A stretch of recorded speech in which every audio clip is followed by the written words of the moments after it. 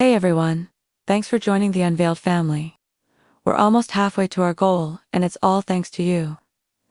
If you haven't yet, please smash that subscribe button so that we can hit 1,000 subs together. Let's do this. I honestly didn't think anything would go wrong. That's probably the funniest part looking back. I mean, it's bowling. Bright lights, rental shoes, overpriced nachos, nothing too crazy. Just some light competition and maybe a milkshake after. That's what I expected when I agreed to go out with Robert. We'd talked for a bit online, exchanged a few voice notes, and I thought he seemed alright. Kind of quirky, a little intense maybe, but harmless. We met up at this old bowling alley, a bit outside town.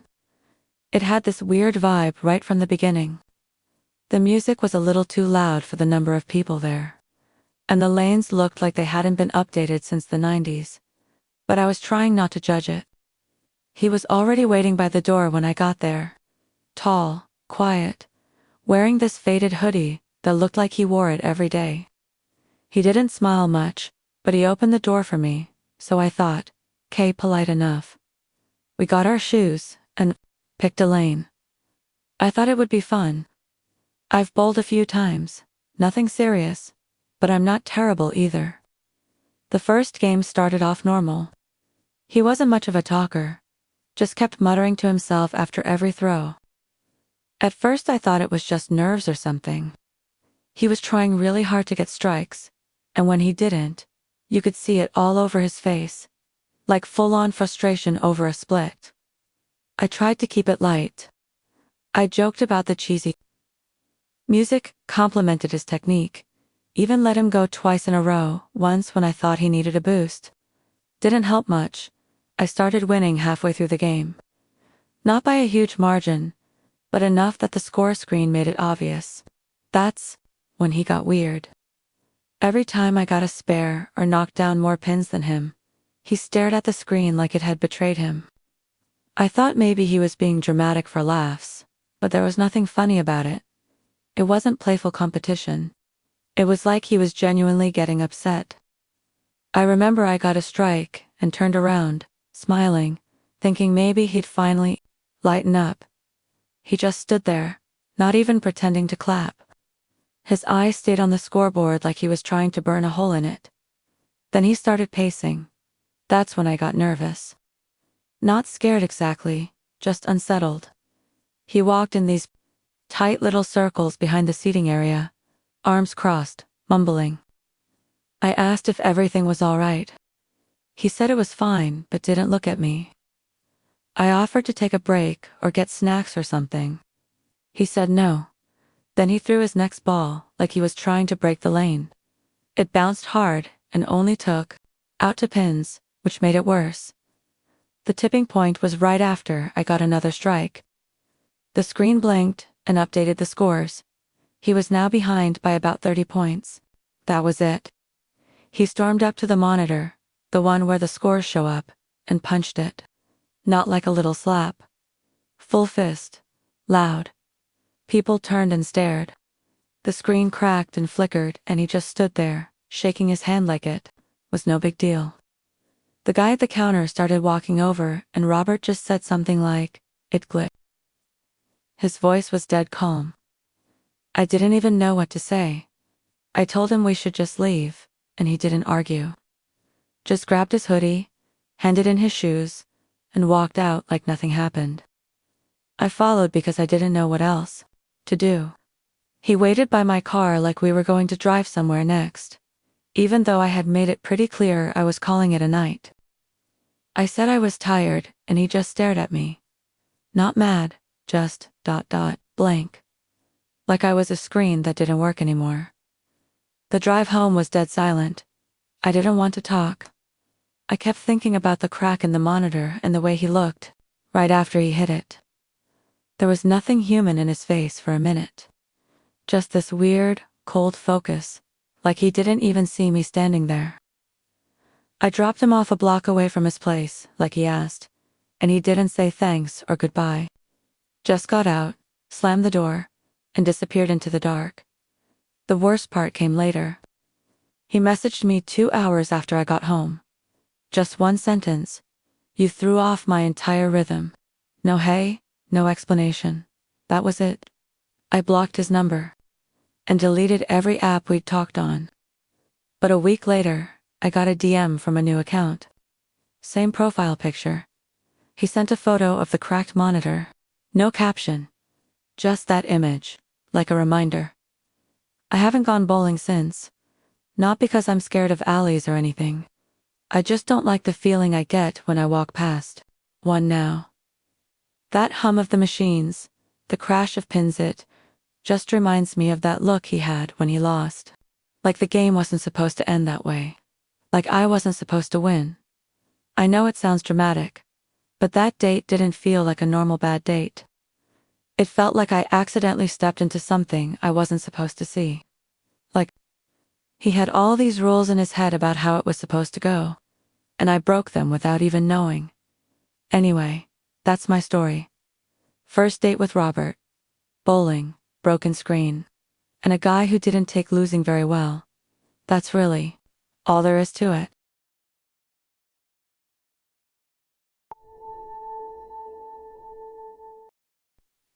I didn't think anything of it at first. She seemed cool. Her name was Kylie. We matched on this dating app that people at my school use all the time, not anything fancy. Her profile was normal, nothing weird. Pictures of her at a beach, a few selfies in her car, one with her dog. We talked for a couple days, just casual stuff. I mentioned I liked late-night drives to clear my head, and she said she was down for one sometime. That sounded perfect to me. I figured it'd be chill. Drive around, listen to music, talk a bit, maybe stop for a milkshake if things went well. Just something low pressure. We decided to meet up on a Friday night. I picked her up around 8. She came out wearing a hoodie and leggings, super casual, and honestly, I appreciated that. I wasn't trying to impress anybody. Just wanted to hang out with someone who was easy to talk to. She smelled like vanilla or something sweet, and she had this energy about her that was fun but kind of unpredictable. I didn't mind it. At first that we drove around for a while. Just aimless, windows cracked open, music low. She kept messing with the radio, skipping songs halfway through, laughing about how nothing ever matched the vibe. I let her take control of it because it wasn't a big deal, and she seemed to like doing it. I was more focused on trying to get to know her. She talked fast, jumped from one topic to another, like she couldn't sit in a single thought for more than 10 seconds. She wasn't boring, I'll give her that. But she had this way of saying things that didn't really land right. Like when she casually mentioned crashing a golf cart with her cousin and thinking it was the funniest day of her life. Stuff like that. We drove out toward the edge of town, where there's less streetlights and more open road. It was quieter. Kind of peaceful. I thought maybe we'd stop somewhere and talk for a bit. But as I was driving, she started acting different. First it was small things. She reached over and turned the volume all the way up without warning. It was blasting. I flinched and turned it back down, thinking maybe she was just messing with me. She laughed like it was hilarious. I tried to play it off, but it threw me off a little. Then she leaned over and grabbed the wheel for half a second. Just yanked it slightly to the right and let go. I swerved a bit but kept it under control. My heart jumped. I told her to stop. She just smiled and said I looked so serious. I didn't know how to respond. I wasn't trying to ruin the night, but that crossed the line. I kept driving, but I was tense now, gripping the wheel tighter than before. I figured maybe she was just trying to be funny. But there's funny, and then there's dangerous. She didn't stop, not even 5 minutes. Later, she reached over and covered my eyes with both hands. Full on, both palms over my face while I was going 40 down a dark stretch of road. I panicked, grabbed her wrists, and pushed her off, heart pounding out of my chest. The car swerved hard to the left, and I barely missed hitting the guardrail. I pulled over right away, breathing heavy, trying to process what just happened. She just laughed, actually laughed. Said something about how I reacted like a baby, and how she was just seeing if I'd freak out. I was done at that point. I told her I was taking her home. I wasn't yelling, just firm. I didn't want to escalate it. She looked annoyed, like I was ruining her fun. I started driving again, this time heading straight back toward town. She sat there in silence for a minute, arms crossed, like I'd offended her. Then she suddenly threw a half-full bottle of water at me. Hit me in the side of the head. Not super hard, but hard enough to make me jerk the wheel. That's when it happened. I don't even know how I lost control. The road was narrow and curved, and with everything going on, I must have overcorrected. The car slid, the tires squealed, and the next thing I knew, we were off the road. The front end slammed into a ditch. I hit the brakes too late. The car tilted forward and back, but didn't flip. Thank God, airbags didn't deploy. But we hit hard enough to bend something underneath because the car wouldn't start afterward. For a second, we both just sat there. I was in shock. My hands were shaking. My head was ringing. She looked at me and said nothing. Just stared then, without missing a beat. She opened the door and got out. Started pacing around the car, muttering. I got out too, checked the front. It was bad. Cracked bumper. Tire completely messed up. The whole thing looked like it got kicked by a giant. I started trying to call a tow truck. That's when she started yelling. She said it was my fault. Said I shouldn't have freaked out, and that I couldn't handle pressure. Said I was too dramatic, and that if I had just gone with the flow, none of this would have happened. I didn't even argue. I was too stunned. It felt like I wasn't even in a real situation anymore. Like I was watching a scene I wasn't part of. She kept pacing and talking to herself, calling someone on her phone, saying I drove like a maniac and scared her. I heard her say my name and that I crashed on purpose. I didn't know what to do. I just sat back in the car and waited for the tow truck. When they showed up, she was suddenly calm again, polite, almost sweet. Told the guy I was her friend and that we had just gotten a little turned around. I didn't say much. I was still in this weird fog of disbelief. She didn't offer to help with the tow bill. Didn't ask if I was all right. As soon as her friend came to pick her up, she hopped in their car without even saying goodbye. That night didn't feel real. But the next morning, when I saw the bill for the tow, the repair estimate, and the texts from my insurance, it hit me all over again. That was a first date. One date. And it felt like I barely made it out of it. I never saw her again after that. She unmatched me on the app, blocked me on everything, like I was the problem. That's it. That's how it went. A drive to nowhere with a girl who thought risking my life was funny. First and last date with Kylie.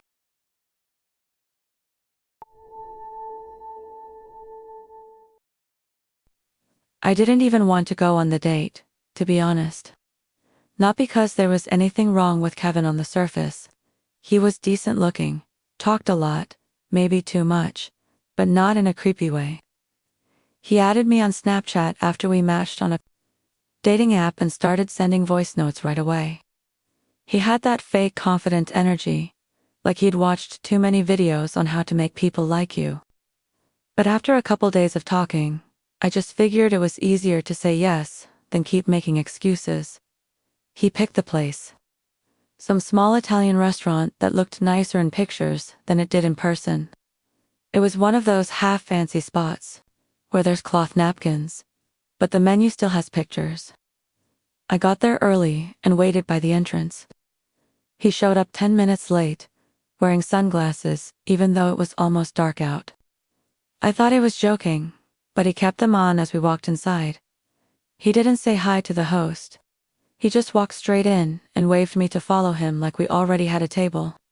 The host had to chase after us to ask how many were in our party. And Kevin just pointed at me without looking and said too. That was the first thing that felt off.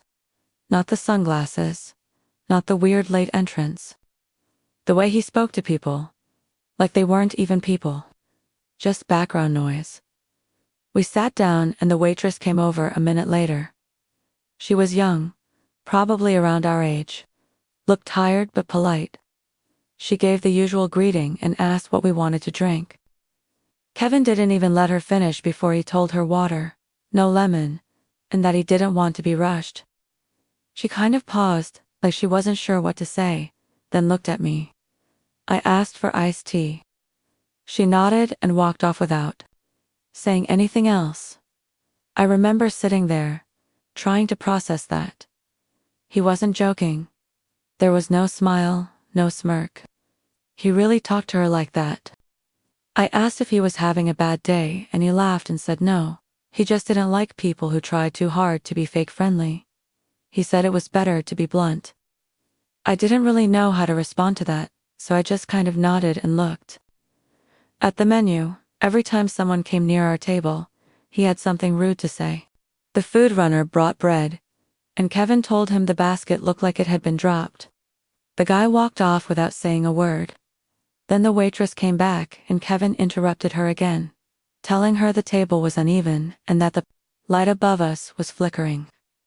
She apologized and said she'd get someone to fix it. He told her not to bother, that it was already a one-star experience. At that point, I was starting to get uncomfortable. Not just secondhand embarrassed, but actually irritated. I asked him if he always talked to people like this, and he just kind of shrugged. Said he didn't believe in pretending to be nice to people who were just doing a job. He said it in this weird, smug way, like he thought he was saying something deep. I was trying so hard to stay chill, but my hands were clenched under the table. It felt like I was stuck in someone's cringy YouTube rant come to life. Then came the moment that pushed me over the edge. The waitress came back with our food, and before she even set mine down, he told her the pasta looked cold. It wasn't. I could literally see the steam, but he said it anyway. She looked thrown off and kind of just stood there, like she didn't know whether to take it back or argue. That's when I cut in. I told him, firmly, that he needed to stop.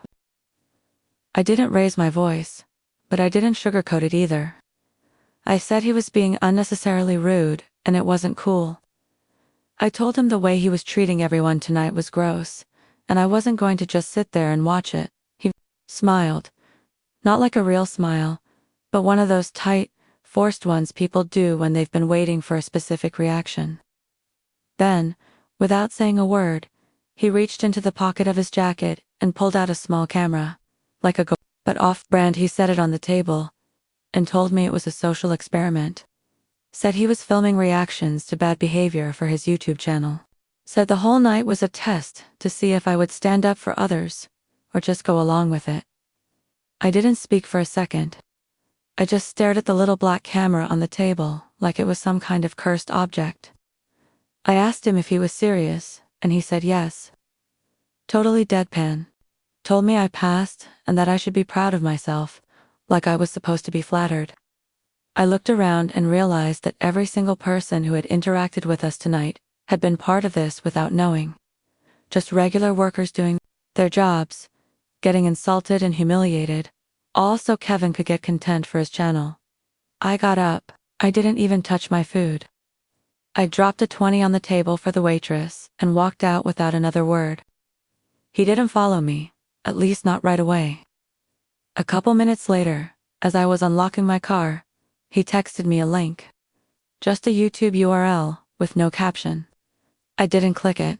I blocked him that night, reported his account on the app, and told my friends what happened. A few days later, someone told me he'd posted a video called Rude Date Test. Will she say something? And I didn't want to watch it, but part of me needed to know. So I did. He blurred my face and changed my name in the title, but it was definitely me. You could hear everything I said. See how uncomfortable I looked.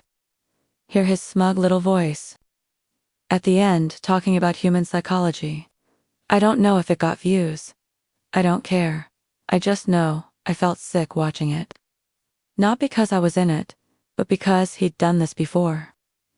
The comments made it clear. People asking for part 2, saying they loved the waiter scene, calling it peak content.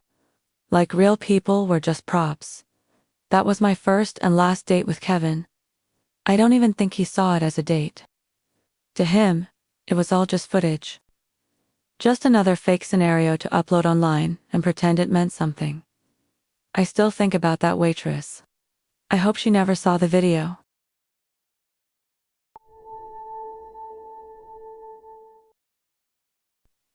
It started kinda weird already, like right from the second she asked. We'd only been talking for a few days, texting mostly. Nothing deep, just random jokes, memes, casual stuff. Denise was cute though, like definitely the kind of girl people stare at when she walks in. She had this confident way of talking, like she already knew what was going to happen and you were just catching up. I didn't think I'd get a real date that soon. But then, out of nowhere, she asked if I wanted to come with her to a party. She said it was a birthday thing for a friend of hers. Super chill. Just some people hanging out. No big deal. At first I thought it was kind of cool. Like maybe I'd meet some of her friends. Get to know her better. Way better than some awkward dinner, where we stare at menus and pretend to be fancy. She told me to meet her at this house around 7. It wasn't far, like 20 minutes out from where I live. Kinda on the edge of the city where the neighborhoods all start blending together. Big houses, tight driveways, lots of SUVs. Looked like the kind of place where everyone's parents are always out of town, but somehow the fridge is always full. I pulled up and texted her that I was there. She came out in this long brown dress, smiling like nothing in the world had ever gone wrong. I was nervous for some reason, even though I'd been fine earlier. She hugged me and walked me inside like we'd been doing this for years. The place was already full. Music playing, low lighting, people laughing in every corner. Like they already knew each other. And I was just there, smiling, nodding, trying not to look like I didn't belong. She introduced me to a couple of her friends, mostly girls who gave me the half smile, and then went right back to their drinks. No one really tried to talk to me. Not in a mean way, just like I was an extra body at the party.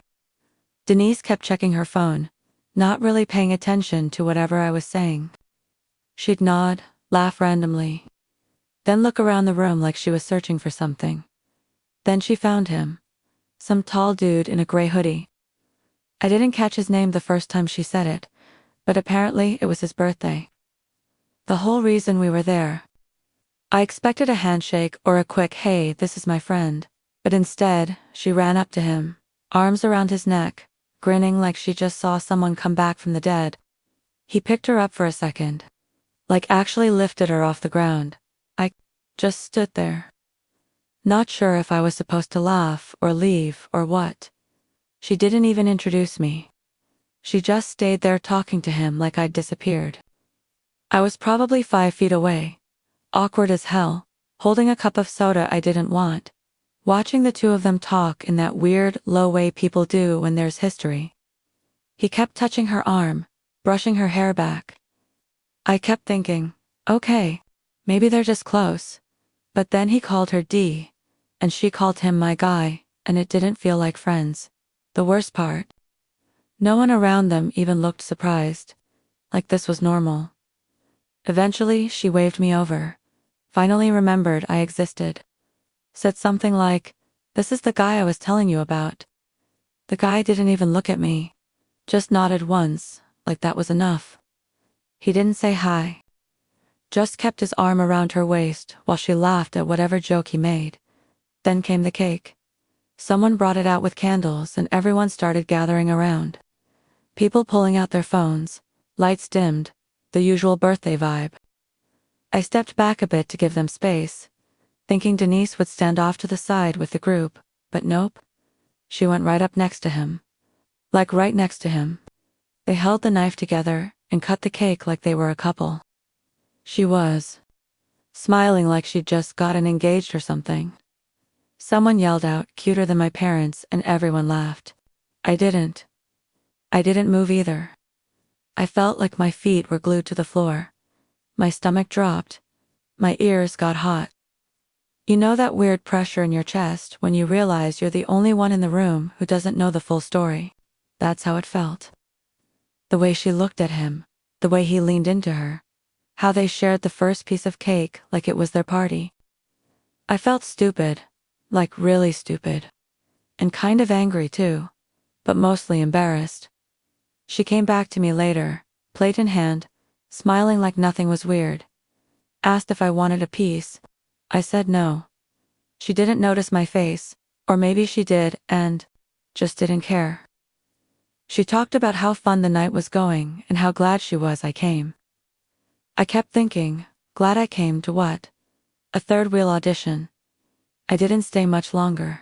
Said I had to wake up early for something, which was a lie. But I didn't even care. She didn't try to stop me. Just gave me a half hug and said we should hang out again soon. Then she walked right back to him.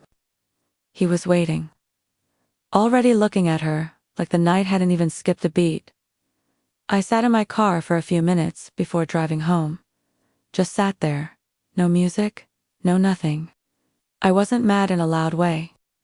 It was more like this quiet, tired disappointment. Like I'd just walked into a movie halfway through, and still thought I was the main character.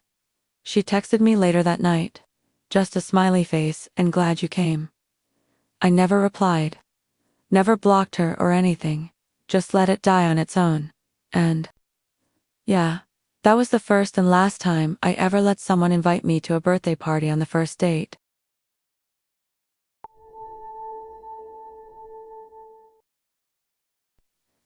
I knew the date was going to be weird when he showed up wearing camo pants. Like full-on outdoorsman camo. The kind people wear to blend into a forest. And we were going to a park, in the middle of the city. I tried not to judge too early. I mean, people have weird styles and all that, but still. It was one of those small things that made me pause before getting into his car. I told myself, maybe he just likes to hike or whatever. Some guys are like that. He smiled a lot and seemed excited, and honestly, I was just bored enough to give it a shot. His name was Cameron. We matched online a week before and he'd been super persistent. Not in a creepy way, just enthusiastic. Way too enthusiastic. About a picnic, which I thought was kind of cute at first. He kept saying he had the perfect spot, and that it was going to be more fun than I expected. I didn't really get what he meant by that, but I figured he was just trying. To make it sound cooler than it was, the park was one of those quiet, kind of forgotten ones that barely gets mowed. Not sketchy, but definitely not touristy either.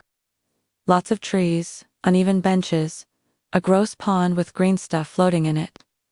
He parked near the back lot where there were barely any cars. I helped him carry a cooler and a blanket to this spot, under a tree near the edge of the woods. It was chill for a while. We sat on the blanket, ate sandwiches he packed, and drank some lemon sodas. He brought chips and those weird trail mix bars no one ever buys, and he kept offering me more every time I stopped eating. I started to feel like he was more focused on feeding me than talking to me, which was kind of weird, but not that deep.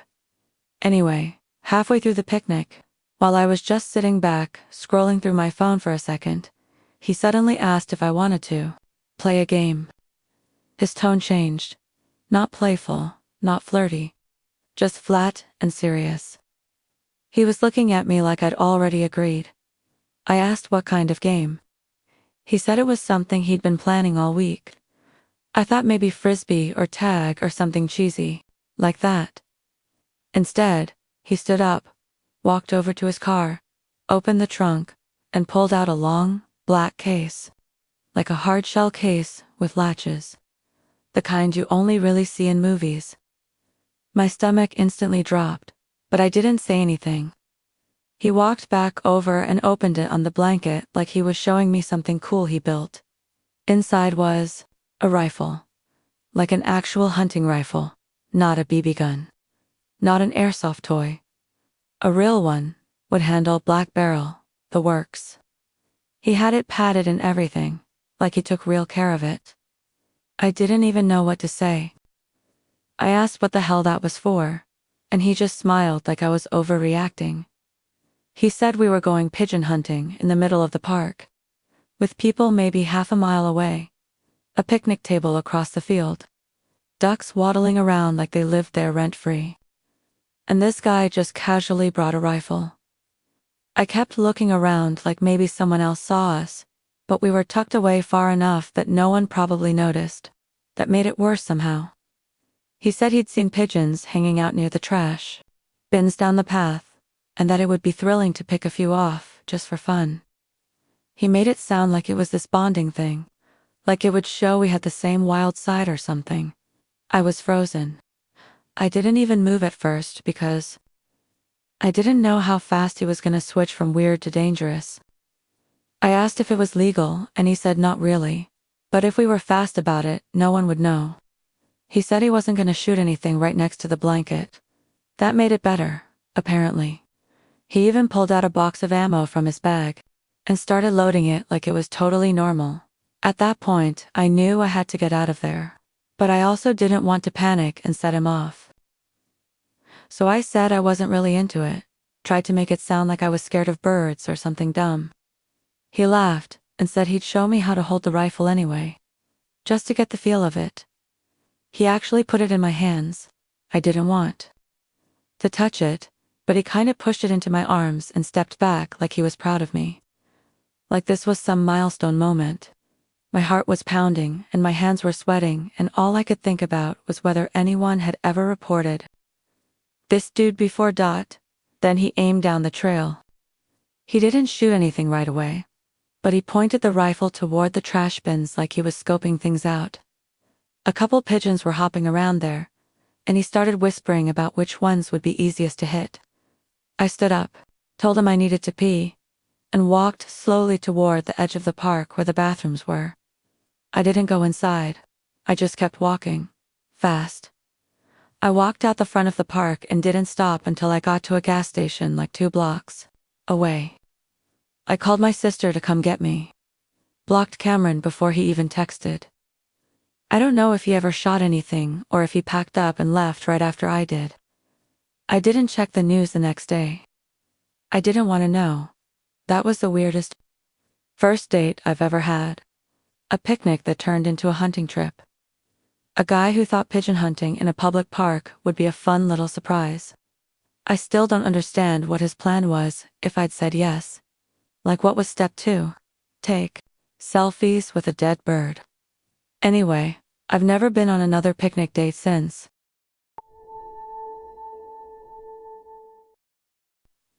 It's weird how a night can go from kinda fun to full-on nightmare in like 2 seconds. I don't even tell people about this one unless we're deep into a worst date ever conversation, and even then it sounds made up. But it's real. The girl, the place, everything. Her name was Alicia. And I still can't go back to that Topgolf without thinking about it. We matched on this app, talked for maybe a week. She was chill, funny, into sports but not in an annoying way, and super competitive about dumb stuff like trivia and Mario Kart. She said she liked golf, but only the fun kind, not the real kind. I joked about taking her to Topgolf, and she was all over the idea. So I booked a spot for a Friday night. I figured even if it was awkward, at least we'd have food and something to laugh at. I got there a little early and she showed up like 10 minutes later. Dressed casual but cute. She had this big energy about her, the kind of person who waves too hard when they see you. Right away, I could tell she wasn't shy. We got to our bay, ordered food, and started playing. At first, everything was solid. She wasn't amazing, but she didn't care. She kept laughing every time she messed up and yelling redo like it was a game show. We had nachos, wings, and those frozen drinks that taste like slushies with tequila. It was actually going great. We were on the 3rd floor, way up at the top. You could see the whole range and even some of the city lights in the back. I always liked the top floor the best because the ball flies longer and you get that little breeze. But it's also way higher than people realize. And there's only this net in front to stop you from falling.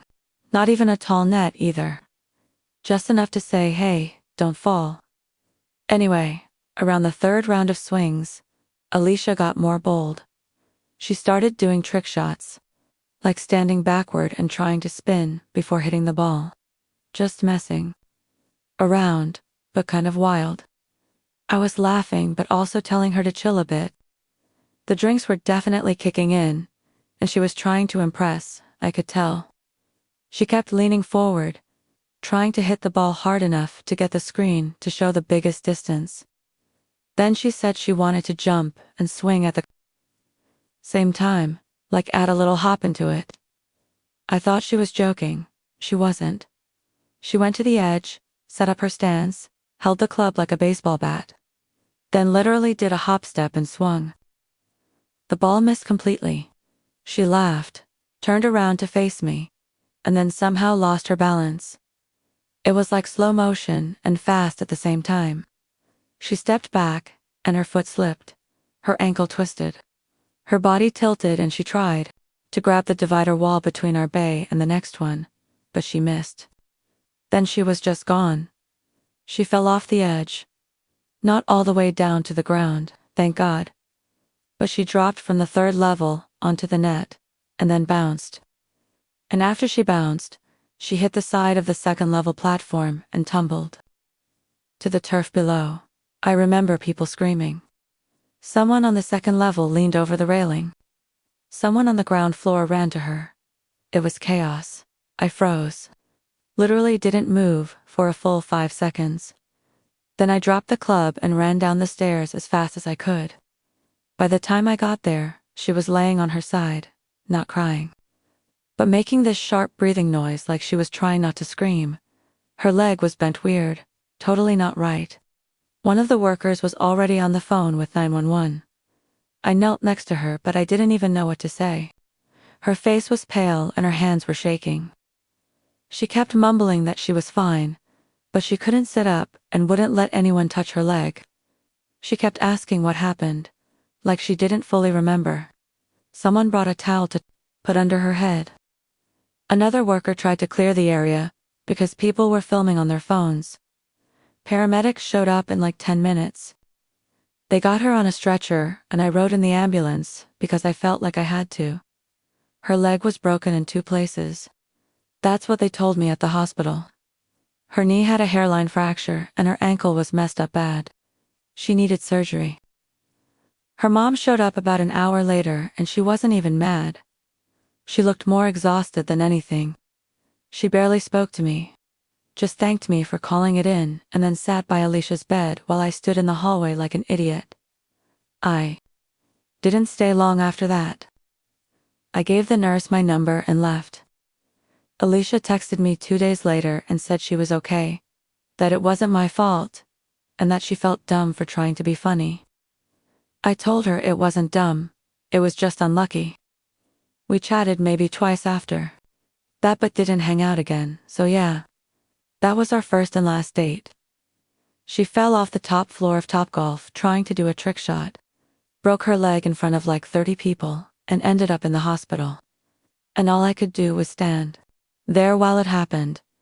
And now every time someone says Topgolf is a fun date idea, I pretend to agree and never bring it up.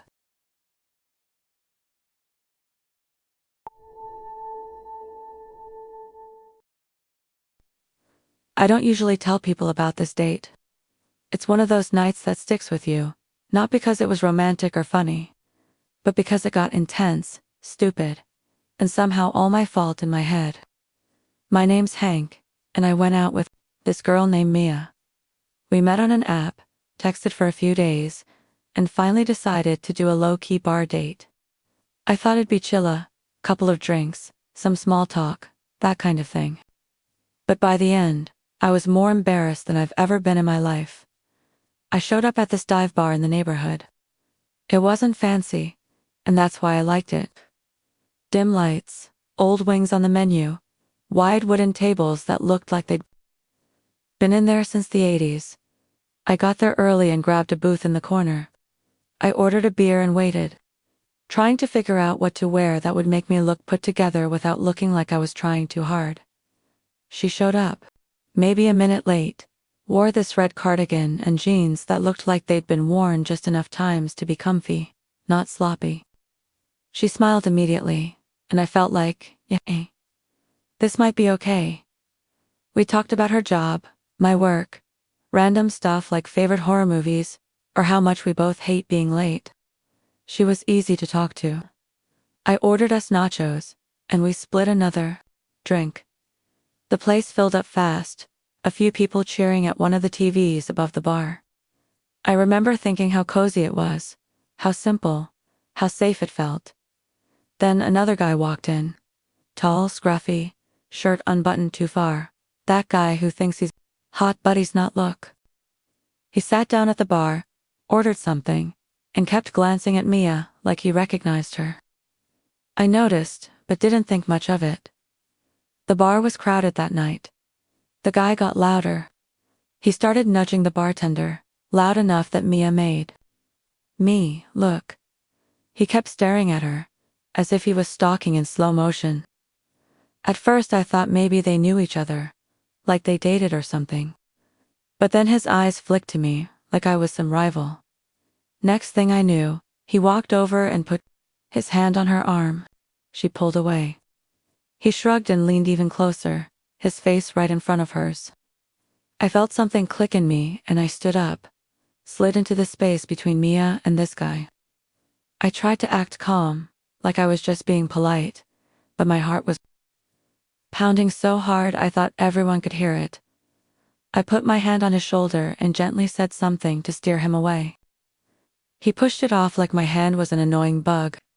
He shoved me hard across the table. It rattled the nachos, dropped salsa everywhere. I stumbled back, and my beer glass tipped over, cracking against a chair leg. Mia got up and grabbed at him, trying to pull him back. The guy smirked at me and punched her in the side of the head like he didn't care if everyone saw. Blood started coming from her ear. I practically lunged at him, grabbed his collar, swung back. He punched me in the jaw, hard. I tasted blood. Dazed, I threw a swing and missed. Then he kicked me in the ribs. I hit the table again. Chair scraped. Glass shattered. The bar went silent for like 2 seconds before people started yelling. Security charged in. I was on the floor, winded, bleeding, my head spinning. I saw Mia crouch down, holding her ear as some bartender or another helped her.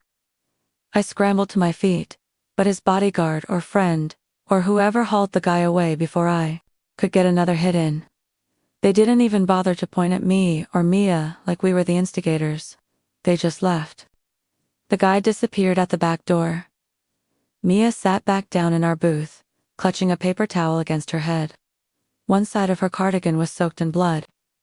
My ribs felt like they'd been squeezed by an anaconda.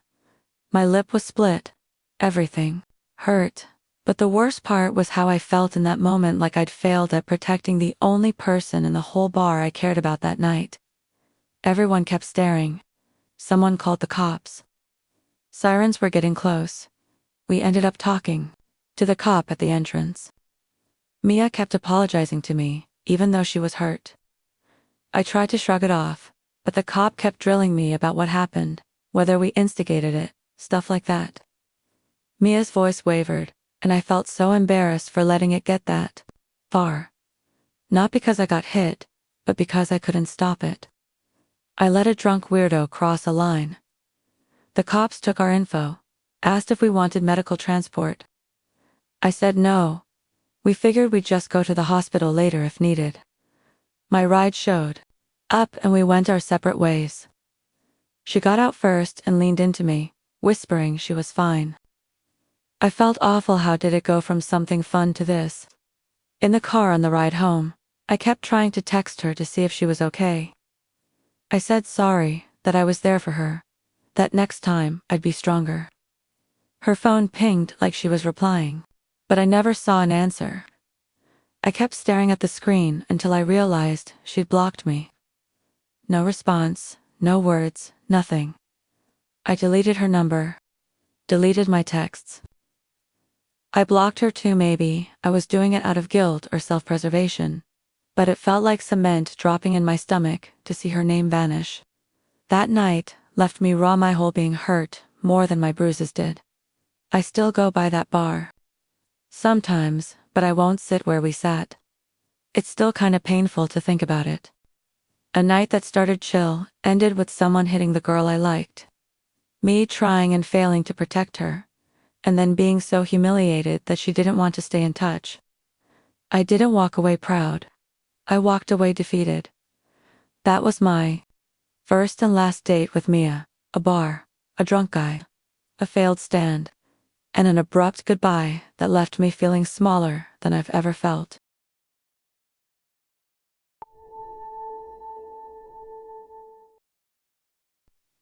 You ever have that gut feeling that something's off, but you just ignore it because you want to believe in the good stuff? That's exactly how my first date with Stella went down, and honestly, it's still messing with me. I met her online. She seemed cool, mysterious in a way, and had this vibe that made me want to get to know her. So we planned to meet at this shisha lounge I'd never been to before. Thought it would be chill, some smoke, drinks, good convo. What I didn't expect was how wild and uncomfortable that night would turn out. The place was dim, filled with the smell of flavored smoke and the sound of low music mixed with chatter. Stella showed up looking casual, but put together, with this confidence that made her stand out in the crowd. Almost immediately, I noticed how people there seemed to light up when they saw her. It wasn't like a few nods or greetings, it was like she owned the place or something. Like she was the queen of the lounge or some kind of local legend. And the way she smiled at everyone, knowing all these guys personally, made me feel a little out of place. I figured she just had a big social circle, which was cool at first. She led me straight to a big table where a group of guys were already hanging out, passing around the hookah hose and sipping drinks. She introduced me quickly but kind of brushed over me as she dove right into a loud, energetic conversation with them. She said something about these guys being like her brothers. I thought it was just a figure of speech, but the way they acted around her wasn't casual at all. It felt like a whole other world I had no clue about. They laughed loudly, clapped each other on the back, and she was right in the middle of it. The energy was thick, like a pack that never really lets anyone new in. I tried to stay involved, but they barely looked my way, and honestly, I felt invisible. I watched Stella move from one guy to the next, her body language switching between playful and serious. Every once in a while, she'd lean in close, whisper something, and the guy's face would change. Like suddenly, I wasn't there at all. Like I wasn't part of whatever game was going on. I started wondering if this was just a place where she came to run some kind of show, and I was the unwitting audience. Then, after what felt like hours, Stella suddenly told me she needed to go to the bathroom with one of the guys. It caught me off guard because she didn't ask, just said it like it was nothing. I watched as they slipped away, disappearing down a dark hallway that led to the restrooms. I decided to wait at the table, nursing my drink, trying to make sense of the whole scene. Minutes passed, but then I noticed one of the guys from the group get up and follow them. Something in my gut tightened. I wasn't sure why, but I felt like I should check it out, see what was really happening. I stood up and walked toward the hallway, pretending I was just going to the bathroom myself.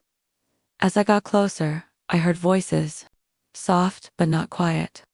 And then I saw them, Stella and the guy, standing close, way too close. Then they kissed. Not a quick peck or anything friendly. It was like they didn't care if anyone saw. It felt like a punch to my chest. I froze for a second, trying to figure out what to do. Part of me wanted to storm off, tell her I was done with whatever game she was playing.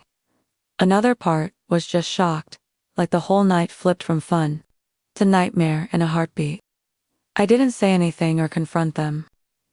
I just turned around and walked back to the table, feeling a mix of betrayal and confusion crashing down hard. Back at the table, the guys were laughing louder, but Stella acted like nothing had changed. She smiled at me, but I could tell she was different now. like she'd just proved some point or won some bet. I didn't even want to be there anymore, but leaving felt complicated, like I was stuck in some weird trap I didn't sign up for. The night dragged on after that. I barely spoke, just kept watching her and the guys interact like I was invisible again. When it finally ended, I said my goodbyes without much feeling and walked out into the cold night air, trying to figure out how something that started so normal ended with me feeling like I'd been used and laughed at. I never heard from Stella again. I tried texting a couple of times, but got nothing back. It was like she disappeared, vanished from my life without explanation. I never told anyone the whole story because it's embarrassing to admit how dumb I felt. How easily I got played. That date left me wary of places and people, especially those that seemed too cool to be true. A night that was supposed to be chill turned into a lesson in just how fast things can go sideways when someone you thought you could trust turns out to be living in a whole different world.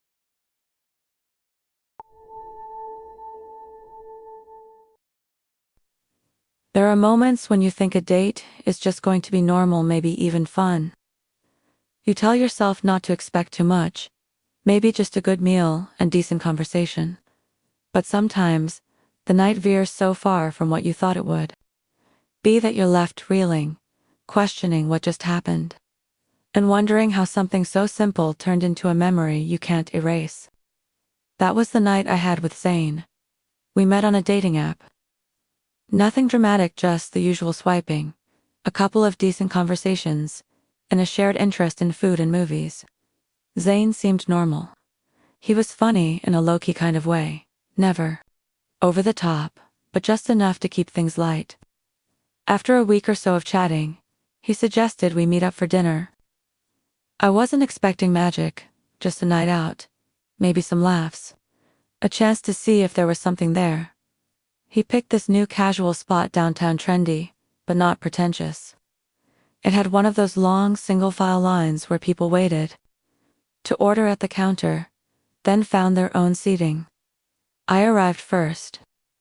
Zane showed up a few minutes later, smiling, confident but not arrogant. He hugged me. Hello, nothing weird, and we joined the slow-moving line together. At first everything was fine. We were chatting, laughing about the absurd length of the line, trading food preferences and movie hot takes. He was easy to talk to. But then, as the minutes dragged on, something shifted. It started small, almost nothing at all. Zane reached out, brushing his hand against my waist as he leaned in to say something. I told myself not to overthink it. Maybe it was just a casual touch, but then it happened again. And again. And each time, his hand lingered just a little too long, his fingers pressing with more intention than seemed casual. I moved slightly away. He stepped closer. I turned toward the counter to put space between us.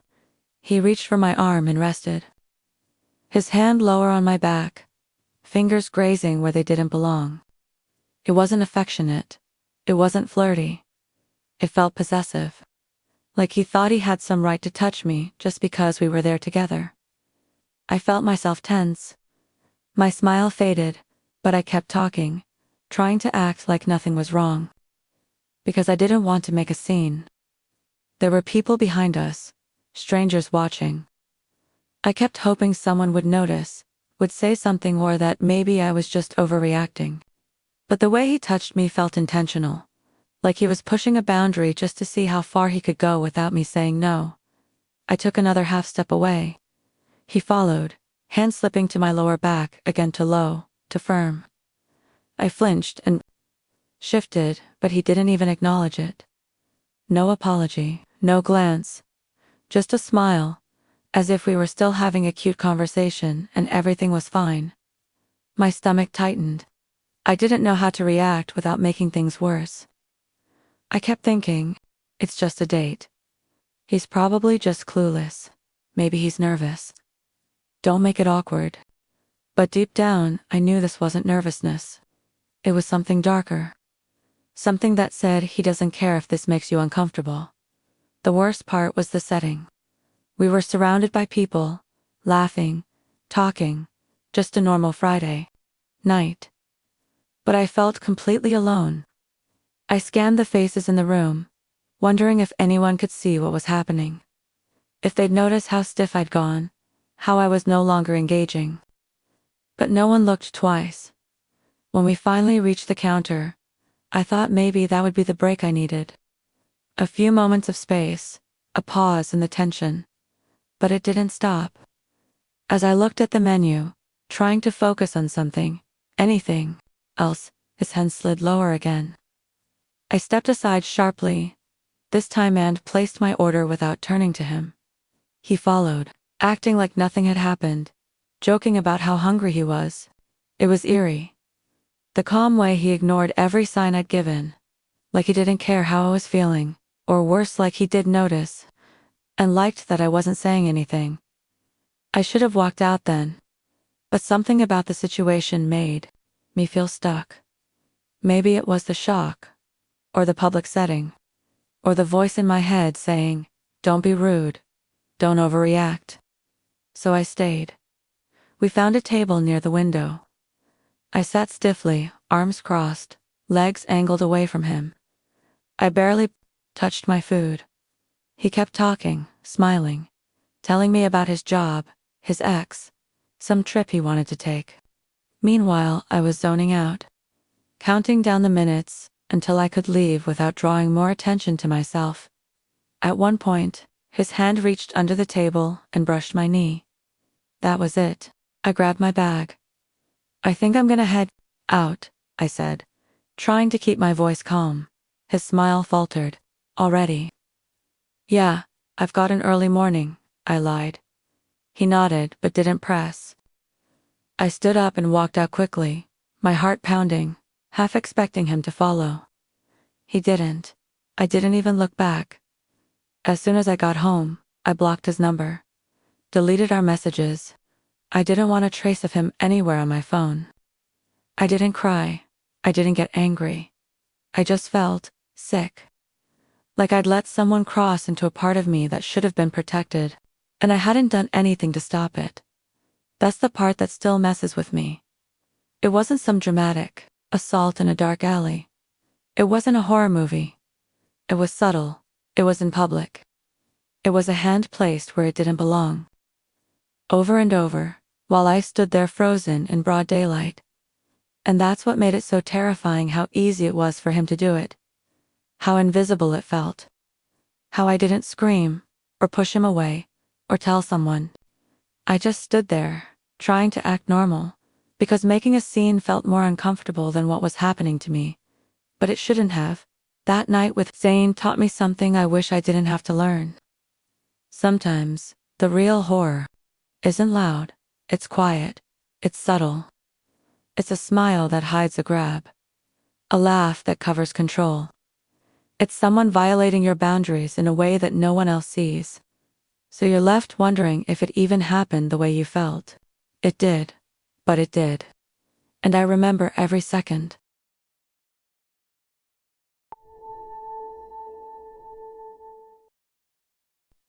There's something weird about first dates. Sometimes they feel like they're ripped from a romantic comedy. And other times, they unfold more like a psychological thriller you didn't audition for. You go in with low expectations, maybe even some hope, and then, out of nowhere, the night becomes something you want to forget, but know you'll be replaying in your head for way too long. That was what happened with Louise. We matched on one of those dating apps everyone pretends they hate, but keeps re-downloading. Her profile was simple. She seemed down to earth, not overly filtered, not trying too hard. We exchanged a few messages, funny, harmless stuff, and decided to meet at this small, dimly lit cafe downtown. A cozy spot where you can actually hear the other person talk without yelling over music. I figured, at worst, I'd get a decent cup of coffee and an hour of polite small talk. When I got there, Louise was already seated. She waved me over with a warm smile and stood up to hug me, which caught me off guard in a nice way.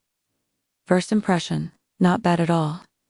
She had that kind of calm energy that made you feel like maybe the night wouldn't be a total disaster at first. Things were smooth. We talked about our jobs, our favorite movies, weekend hobbies, all the safe surface-level stuff. She laughed at my jokes. I nodded thoughtfully at her stories. There were moments when she made really intentional eye contact, like she was genuinely listening, like she cared. It felt good. It felt normal. But somewhere between the second and third drink, the vibe shifted. It was subtle at first. Louise started steering the conversation into heavier territory. How work was exhausting. How she wasn't sure she was in the right field. Okay, fair. Everyone vents about work. I nodded, added a sympathetic yeah, I get that, and tried to keep things light. But then came a comment about her horrible ex, and how she barely made it through the past week. I blinked. Wait, did you guys break up recently? I asked, treading carefully. She nodded, like last Saturday. Last Saturday, I didn't even know what to say. A breakup less than a week ago. And she was already on a date. I wanted to give her the benefit of the doubt. Maybe she just wanted distraction. Maybe she was fine, but the look in her eyes said otherwise. It was raw. Way too fresh, she went on. And on. Details I didn't ask for about her ex. How he cheated, lied, drained her emotionally, left her in debt. She started tearing up, and I sat there awkwardly, caught between trying to be comforting and wondering how to escape without looking like a monster. I reached for my drink, nodding slowly, buying time. I thought maybe that was the worst of it. Just a bit of oversharing. First dates can be nerve-wracking. But then she pivoted, like she remembered there was more to unload. Next came the finances. She started telling me about her rent being overdue, how she'd maxed out her credit cards, how she was considering payday loans, but didn't trust herself not to spiral. At first, I just offered generic responses. Yeah, money's been tight. For everyone lately, that kind of thing. But then she leaned in. Do you think I should take out another loan? She asked, eyes locked on mine. Or maybe ask my parents for help again. I don't know. They're so over it. I mean, I hesitated. That's a big call. Then came the curveball. You wouldn't happen to know anyone hiring, right? Or maybe someone who could spot me, just temporarily. Like, just to get me through this month. I swear I'd pay it back. I sat there, stunned. She wasn't joking. Wait, what? I asked, trying to laugh it off.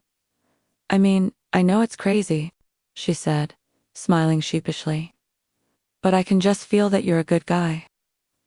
I didn't know what to say. My brain was doing mental gymnastics, trying to figure out how the hell this date had derailed so quickly.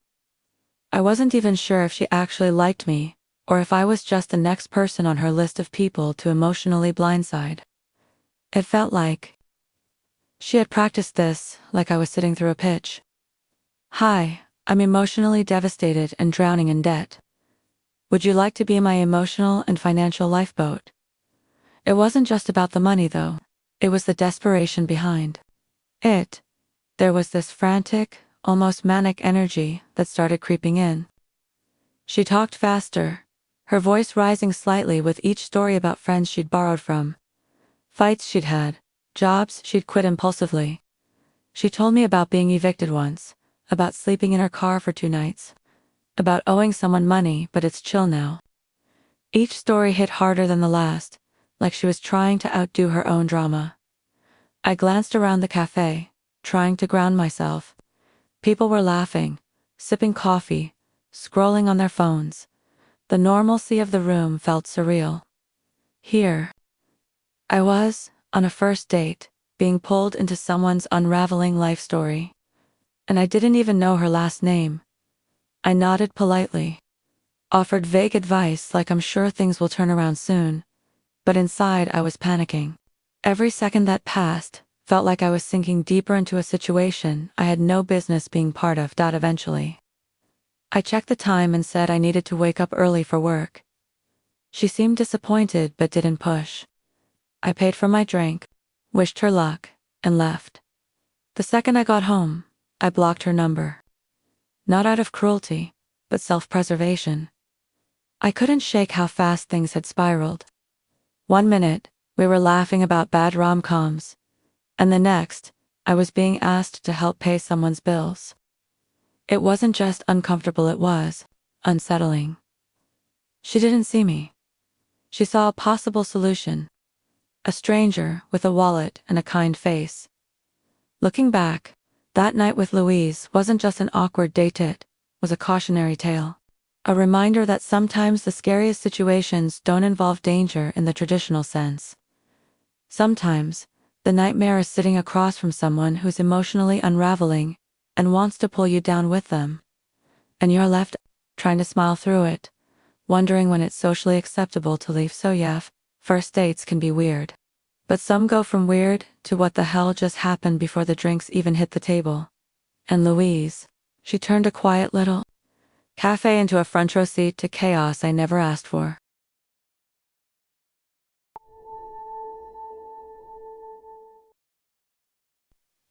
You ever go on a date where everything seems normal, like nothing's off? And then suddenly, out of nowhere, you're hit with this wave of weird that just makes your stomach drop. That's exactly how my night with Shane started. We met through some dating app, and honestly, he seemed cool at first. Funny, easy to talk to. Nothing too intense. We decided to meet at this little cafe that had these cozy booths and a chill vibe. I was thinking it'd be an easy, casual night. At first, everything was just normal date, stuff, talking about work, favorite movies, random little stories.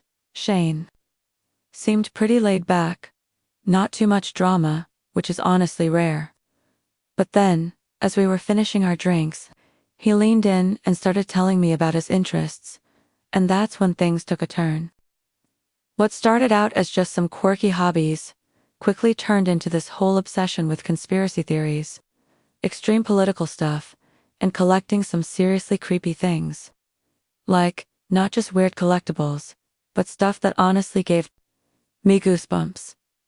He pulled out his phone and started showing me pictures of his collection. There were old dolls missing eyes, taxidermy animals with their heads twisted weirdly, and even old newspaper clippings about some unsolved crimes.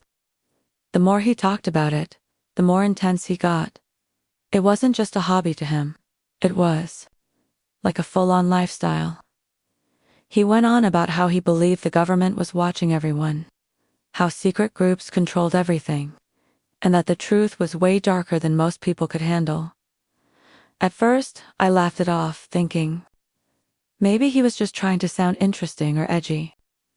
But as he kept going, his eyes got this wild look, like he genuinely believed all this stuff and wasn't joking around. He started telling me about how he researched for hours every night, connecting dots no one else could see. I tried changing the subject, but it was like pulling teeth. He kept dragging me back into these dark rabbit holes. Then he talked about the things he collected. He explained that some of the dolls were found at abandoned houses. The animals he preserved were from special places. And those newspaper clippings weren't just any old stories, they were evidence of things he was trying to expose. The whole vibe was creeping me out, but I didn't want to be rude or freak out too soon. I figured maybe I'd just get through the night and leave it at that. But then Shane's phone buzzed with the message, and he got this serious, almost paranoid look on his face. He said he had to check something, and suddenly his demeanor changed. It wasn't just that he was obsessed anymore. He looked like someone who was constantly watching his back. Like he expected danger at any moment. I started feeling nervous, like being there was making me a part of something I didn't want to be in. We moved to a quieter corner of the cafe, and he whispered about a group he was involved in, people who shared his views and met up to exchange information. He said they were planning something big and hinted at some kind of disruption coming soon. At that point, I was fully on edge. It felt like I'd walked into a stranger's secret world, and there was no easy way out. I kept thinking, is this guy dangerous? Am I safe just sitting here? My mind was racing with all these worst-case scenarios. He pulled out another photo. This one was a map with strange markings and some dates circled. He talked about surveillance, coded messages, and how they were always watching. The cafe felt smaller, the noise around us muffled by the weight of what he was saying. I kept glancing at the door, trying to figure out how I could leave without making a scene. I tried to laugh a little, to break the tension, but it didn't work. Shane was dead serious, completely absorbed in his beliefs. He said things that made me question if he even saw the line between reality and paranoia anymore. I started feeling trapped, like I was stuck in some weird thriller, and I didn't know how to get out without causing trouble.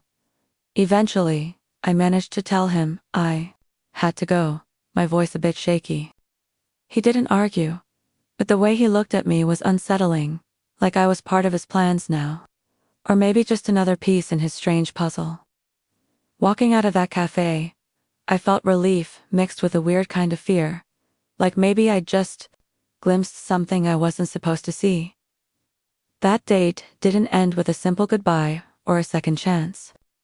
It ended with me deleting his number and trying to forget the whole thing, but it stuck with me. Not because of anything he did physically, but because of how deep into that dark space he was, and how close I got without even realizing it. Sometimes, the scariest part isn't what someone does, but what they believe in. How quickly you realize you might not be safe, just sitting across from them. That night with Shane was a reminder that sometimes normal can flip in a second, and the people you think you're getting to know might be hiding something way darker than you expect.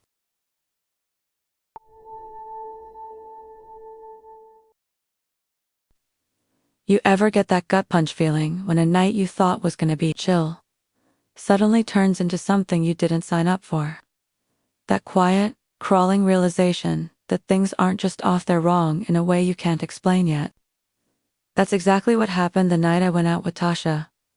We'd been talking for a couple weeks, nothing too deep. Just enough banter and shared interests to get me excited about meeting her. She was smart, funny, kind of quirky, and had this relaxed, confident vibe that made me think, yeah, this could actually be something. So when we agreed to meet at this low-key bar downtown, I was genuinely looking forward to it. Not expecting fireworks or anything, just a good conversation, some drinks, maybe even a spark. Then, right before I left, I got a text from her. Hope you don't mind bringing my friend Marcus with me tonight. He's cool. No warning. No explanation. Just boom. Third wheel. I stared at the message, rereading it like I'd missed something. Was this normal for her? Was she nervous? Was it a test? Either way, it threw me off. But I didn't want to seem uptight. I told myself to roll with it. How bad could it be? Turns out, bad didn't begin to cover it. The bar was a small, cozy place with exposed brick walls, dim lighting, and lo-fi music humming underneath conversations. The kind of spot where you could relax into a drink and not feel watched. That illusion didn't last long. I walked in and spotted them already at a table, Tasha, smiling and waving me over. And beside her, Marcus. I knew instantly something was off. He didn't stand to shake my hand. Didn't even introduce himself properly. Just nodded with a slow, smug grin, and watched me like I was walking into his space. The way he leaned back in his seat, arms sprawled out, made it feel like he was staking a claim on the table, on the night, maybe even on her. I sat down, already uneasy but trying to mask it with politeness. Tasha greeted me warmly, like nothing was weird, and launched into small talk. I tried to follow along, but Marcus kept cutting and subtle at first, then more direct. He started asking me questions, but not in the usual friendly way. It was like a job interview mixed with a lie detector test. So what do you really do for work? He asked, narrowing his eyes. Like, what's your actual goal? Where'd you grow up? You close with your parents. Ever been in a fight before? Some of it sounded casual, but the tone was off. He didn't blink much. And he watched me, closely, like he was trying to figure out what made me tick. I laughed it off at first, said something about him being intense. But he just smiled wider. I just like to know who I'm sitting with. He said. The whole thing felt like a scene from a movie, where the main character realizes they're not on a date, they're on trial. And Tasha, she didn't seem bothered at all. In fact, she laughed along with him, nudging him when he got too personal, like this was just their dynamic. I tried to focus on her, pull the conversation back to something light, but Marcus wouldn't let it go. Every time I spoke, I could feel his eyes on me. Not just watching, studying, interrupting, throwing in comments that made my skin crawl. Like, hope you're not one of those guys who just wants a quick hookup, or Tasha's been through a lot, wouldn't want her to end up with someone fake. It was aggressive without being obvious, the kind of vibe that makes it hard to call out without looking paranoid. I couldn't even tell if he was being protective or possessive or something worse. At one point, he leaned in close, too close, and said, "Funny thing about people, some wear masks so well, they forget they're wearing them." Then he winked. Like he was letting me in on a secret he knew I didn't understand yet. I sat there, heart thudding a little harder, trying to stay cool. I looked at Tasha for some kind of sign, maybe a laugh, a shrug, anything to show this wasn't as weird as it felt. But she just smiled, sipped her drink, and acted like all of this was totally normal. It wasn't. As the night went on, the conversation only got darker.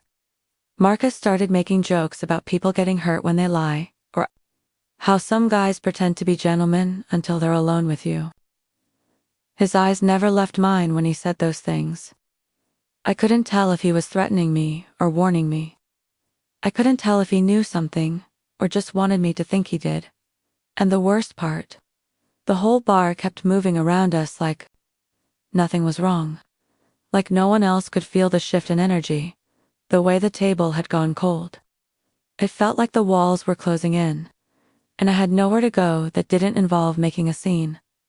Eventually, I said I needed some air. My chest felt tight, like I'd been holding my breath for the last hour. Tasha smiled and said, "Sure, take your time." Marcus just grinned and raised his glass like he'd won something. I stepped outside and didn't look back. Texted Tasha that I was heading home, hoping for some kind of closure, maybe even an apology. But nothing came back. Not that night. Not ever. Looking back, I don't know what the hell that night really was. A loyalty test. Some twisted setup to scare me off. Were they actually together and playing some kind of game? I'll never know. But what I do know is that I've never felt so watched, so on edge, so out of place on what was supposed to be a first date. Sometimes, the creepiest horror stories aren't about violence or ghosts or anything you can see. Sometimes, it's the vibe of slow-burning tension that sits in your chest and whispers, "You shouldn't be here." And that night with Tasha, that was the kind of story that sticks. Not because of what happened, but because of what it made me feel. Unsafe, unwelcome, and like I'd just walked into a trap I didn't know existed.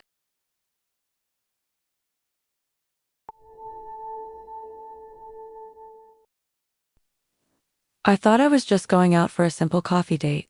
Like, grab a cup, chat a bit, maybe see if there was any spark. Nothing too fancy, nothing too weird. But by the end of it, I was standing in some random apartment, completely trapped and trying to figure out how the hell I got there without setting off alarms in my head earlier. It all started normal, way too normal to have ended like this. Dustin seemed okay at first. He wasn't the kind of guy who screamed danger or gave off any bad vibes right away. Honestly, he was pretty chill. I'd met him through a dating app, and after a couple of texts, he suggested coffee. Perfect, right? A casual meetup at some trendy little cafe with those tiny tables and overhyped pastries. I figure there's nothing sketchy about a place like that, We met up on a Saturday afternoon. The sun was out, people were milling about the sidewalks, and everything felt normal. Dustin showed up on time, looking like he actually cared about making a good impression. We grabbed our drinks, sat down, and the conversation started off easy. We talked about dumb stuff at first, favorite shows, what we do for work, who's got the worst coffee addiction. It wasn't deep, but it felt comfortable enough. I was relaxed, not second-guessing anything. Then after about an hour, Dustin leaned in a little and said he wanted to show me something. I thought maybe he meant a cool spot nearby, or some art gallery or whatever. I didn't think much of it at first. The way he said it was casual, but there was this weird insistence in his voice that made me hesitate for a second. Still, I figured I'd go along, just a quick detour before I headed home. I didn't want to seem rude or make a big deal out of it. We left the cafe and walked a couple blocks to this apartment building. Not a sketchy neighborhood or anything, but definitely not a place I'd planned to be wandering off to with someone I just met. I told myself it was just a quick stop. I was curious, maybe he had some cool art or a guitar or something he wanted to show me. That's what I told myself as I followed him inside, ignoring that little voice in my head that was already starting to freak out. The elevator ride up was awkward, but quiet. I kept looking around for any chance to bail or make a break. But Dustin was watching me, smiling like he was proud to be showing me this place. When the door opened, I got a glimpse of a small, dim apartment. Nothing special, but the place was way more personal than a casual hangout spot should be. No real sign of roommates or anything, just his stuff everywhere. I was trapped, or at least that's what it felt like. He started leading me through the apartment, like I was some guest on a weird TV show.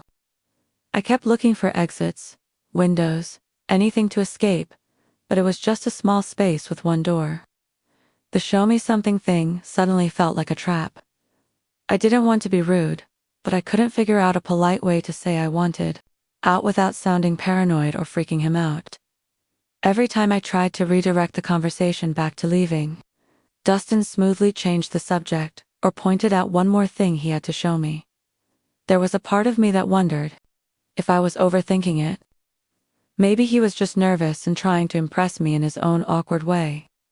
But that feeling of being stuck, of not having control, kept growing heavier with every minute. My phone was still in my purse, but my hands felt clammy whenever I thought about pulling it out to call someone or get a ride. Dustin was right there watching me, waiting for me to be amazed by whatever he was about to show next. When I finally realized I wasn't going anywhere anytime soon, I started trying to make excuses. I mentioned an early morning the next day, or that I had some errands, anything that would signal I needed to leave soon. But he just smiled and said, "Just one more thing, I promise." I could tell he was getting more comfortable, like he expected me to stay indefinitely. That's when the panic really started creeping in. I remember standing there, trying to act casual, but my mind was racing. I thought about my friends, the texts I hadn't sent them yet, the taxi apps on my phone that I kept checking but couldn't open without being obvious. The whole situation felt like a trap that I had walked into without realizing until it was too late. I was trying to play it cool, hoping he'd eventually just get tired or distracted and let me leave. After what felt like forever, I managed to say I had to go. Dustin's smile didn't fade, but there was this flicker in his eyes, like he wasn't totally okay with it. The walk back down the elevator was tense, with him right behind me, like he was making sure I didn't run off. When I finally got outside, I didn't even look back. I practically sprinted down the street, already texting a friend to come pick me up. Looking back, the worst part wasn't even the guy or the creepy apartment. It was the way everything went from perfectly normal to completely unsettling without any warning. How someone can pull you into a place you don't want to be, and suddenly you're stuck trying to figure out how to get out without making a scene or seeming paranoid. That night stuck with me because it was a reminder that even the most harmless Plans can turn into something you just want to escape from as fast as possible.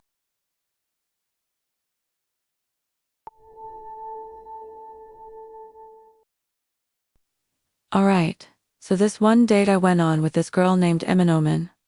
It started out pretty normal, but then it just went wrong, real fast. Like, I knew going in that sometimes first dates could be weird, but I didn't expect to get hit with this kind of reality check. Honestly, it's not even like she was rude or anything. It was just stuff I wasn't prepared for, and that just kept piling up. You ever have that kind of night where everything looks fine on the surface, but underneath, it's just a mess you didn't sign up for? Yeah, this was that dot. I met Amina through a friend who said she was chill and funny, so I figured why not. We agreed to meet up at this small outdoor cafe downtown. It was one of those places with those tiny metal tables, right on the sidewalk, with cars and people buzzing by. She showed up wearing this bright sleeveless dress, which was kinda bold. And different, I guess. First thing I noticed wasn't her smile or anything. It was her armpit hair. And yeah, she had a lot of it. Like not just a little fuzz, but full-on thick, dark hair that just stuck out like a flag waving. It threw me off, but I thought, okay, maybe she's just rocking her own style. Cool. But then there was this smell. And I don't mean like some subtle perfume or just the smell of a busy street. It was bad, like really bad. It was this heavy, sweaty kind of stench that hit me the moment she sat down. At first, I thought maybe it was just the summer heat mixed with all the people and cars around us. But as we started talking, the smell didn't fade. It kind of hung in the air like this cloud I couldn't escape from. I tried to focus on the conversation, you know? Asking questions, making jokes, trying to keep it light. But every time she lifted her arm to tuck her hair behind her ear or reach for her drink, the scent got stronger, more intense. It was like a mix of sweat and something else, like she hadn't showered in a couple of days, or maybe didn't care at all about hygiene. And it wasn't just the smell, her skin looked kind of greasy and there were these patches of dry flakes on her arms. I'm not gonna lie, it was hard not to notice. I kept shifting in my chair, trying to find a spot where the breeze would hit me just right to carry some of it away. It wasn't just that though. Her dress looked like it hadn't been washed recently. It had these weird stains near the hem and around the neckline that made me cringe a little inside. She didn't seem bothered by it, which honestly made it worse. I mean, I get people have their own style and all. But when it's to the point that it's obvious no one's really cared to clean up, it's a whole different vibe. The whole thing started feeling less like a date and more like some weird social experiment I'd been dragged into. Then there was the way she ate. She was picking at her food with her hands, and when she brought the bites to her mouth, her fingers looked grimy like she hadn't washed them. I noticed the nail dirt too, like this dark stuff under her nails that just screamed gross. It wasn't like she was trying to be edgy or anything. She just seemed like she didn't think hygiene mattered.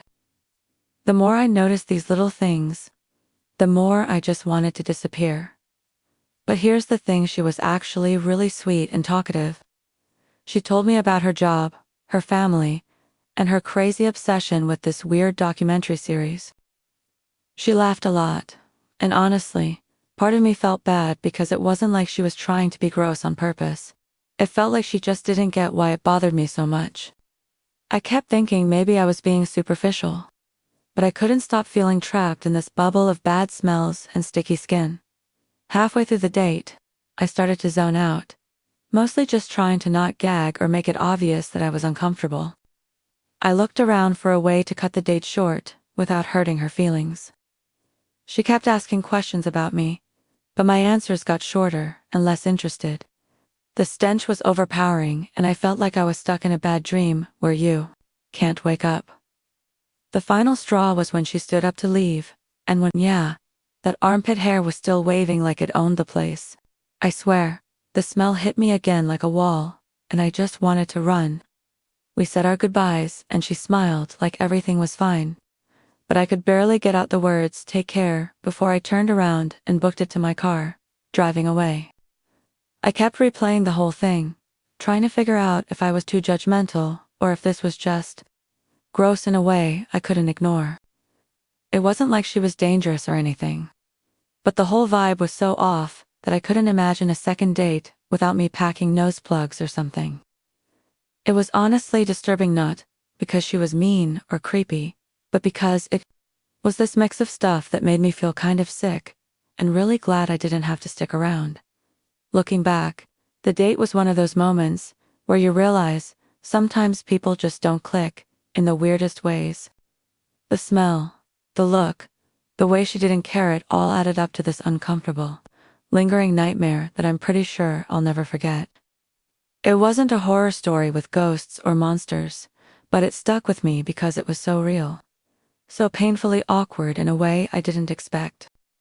You think you're going to meet someone nice, and then bam, you get hit with a wave of something you didn't know you could smell from that far away. Honestly, I don't hate Amina or anything. She just had a different relationship with hygiene in personal space than I do. But man, that night made me swear off sleeveless dresses on first dates forever.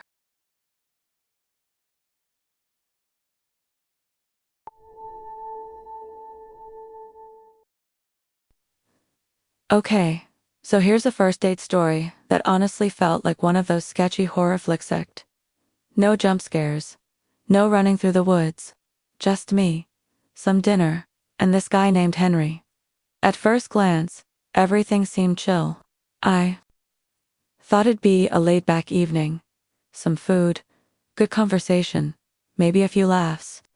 But instead, it turned into this slow, strange money game I definitely didn't sign up for. We met at this little local diner, the kind with neon signs buzzing, just loud enough to make you wonder if they were going to short out mid-sentence. The booths were sticky, the table wobbled, and the ketchup bottle had that crusty ring around the top.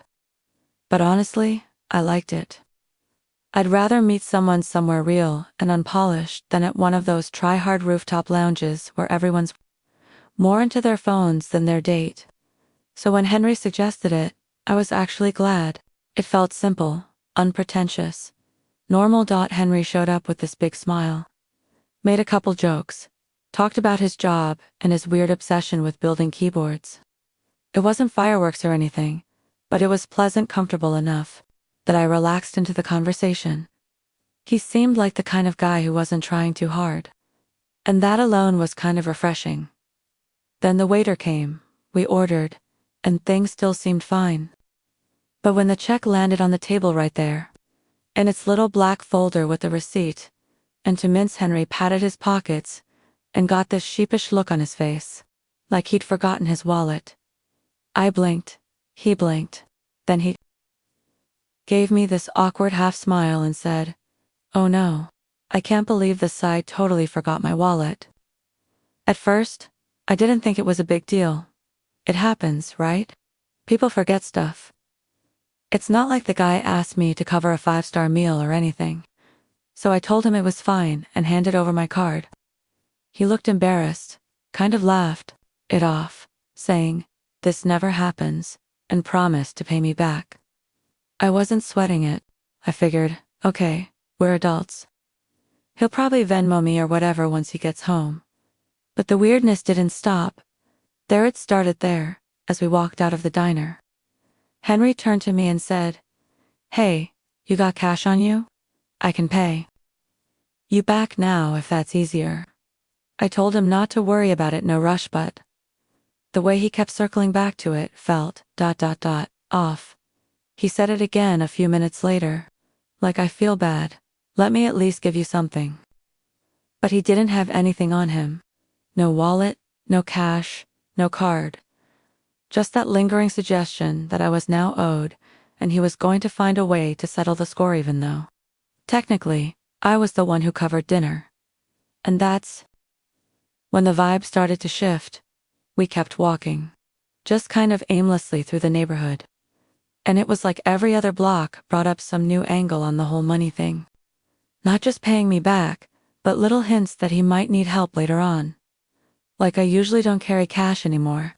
It's a hassle. Our rent's been rough this month. You know how it is. Stuff that didn't directly ask for anything, but felt like it was leading somewhere. Like he was planting seeds. Then came the line that made my stomach drop. You seem like someone who's got it together. You probably don't mind covering people once in a while, right? I laughed. It off at the time, tried to steer the conversation somewhere else, but that didn't work. Henry had locked in. He kept looping back to the idea that now that I'd paid once, maybe I'd pay again. He never came out and said it, but he didn't have to. The pressure was quiet, subtle. Like a draft coming in through a window you didn't know was open. We eventually ended up sitting at a bench in this little park nearby, and the conversation took another weird turn. He started talking about how people in his past had ghosted him after he let them pay for things. How they took advantage of his generosity, which, to be clear, I hadn't seen any evidence of that night. It was this half-pity, half-guilt trip monologue, all while he kept smiling like we were just having a friendly chat. He kept framing it like we were forming some kind of deeper bond over this shared meal. But it didn't feel like a bond. Felt like a leash that I remember sitting there, legs crossed, watching the wind stir trash across the sidewalk, and just thinking, how the hell did I end up here? What started as a date had turned into this passive-aggressive tug-of-war, over $10, and the idea that now I was someone he could lean on. He made it all sound casual, friendly, like a harmless favor between new friends. But the longer I sat there, the more I realized he was testing me, seeing how far he could push without me calling it out. When I stood up and said I needed to head home, he nodded like he expected it, like he'd already played his hand and now he was just waiting to see if I'd come back. I said goodbye, didn't promise a follow-up, didn't give him another chance to ask for anything. I went home feeling like I'd been slowly wrapped in something I couldn't see, a soft pressure that made me second-guess my instincts. It took me a few days to really unpack what had happened. At first, I just felt off. I couldn't explain why such a small moment, one forgotten wallet, had spiraled into something that left me so unsettled. But the more I thought about it, the more I realized how deliberate it felt. Like I'd been pulled into a situation where the money wasn't. The issue was the leverage, a tool. Something he could use to hang over me in a way that looked innocent from the outside, but felt like manipulation from the inside. And maybe that's what creeped me out the most. It wasn't loud, it wasn't dramatic. It was just, quiet pressure, disguised as charm. A favor turned into something more. And I didn't want to stick around long enough to find out what that more looked like. So yeah, that was my date with Henry. Just dinner. Some small talk and the beginning of a weird, uncomfortable chain I never agreed to wear. I thought I was signing up for a simple evening.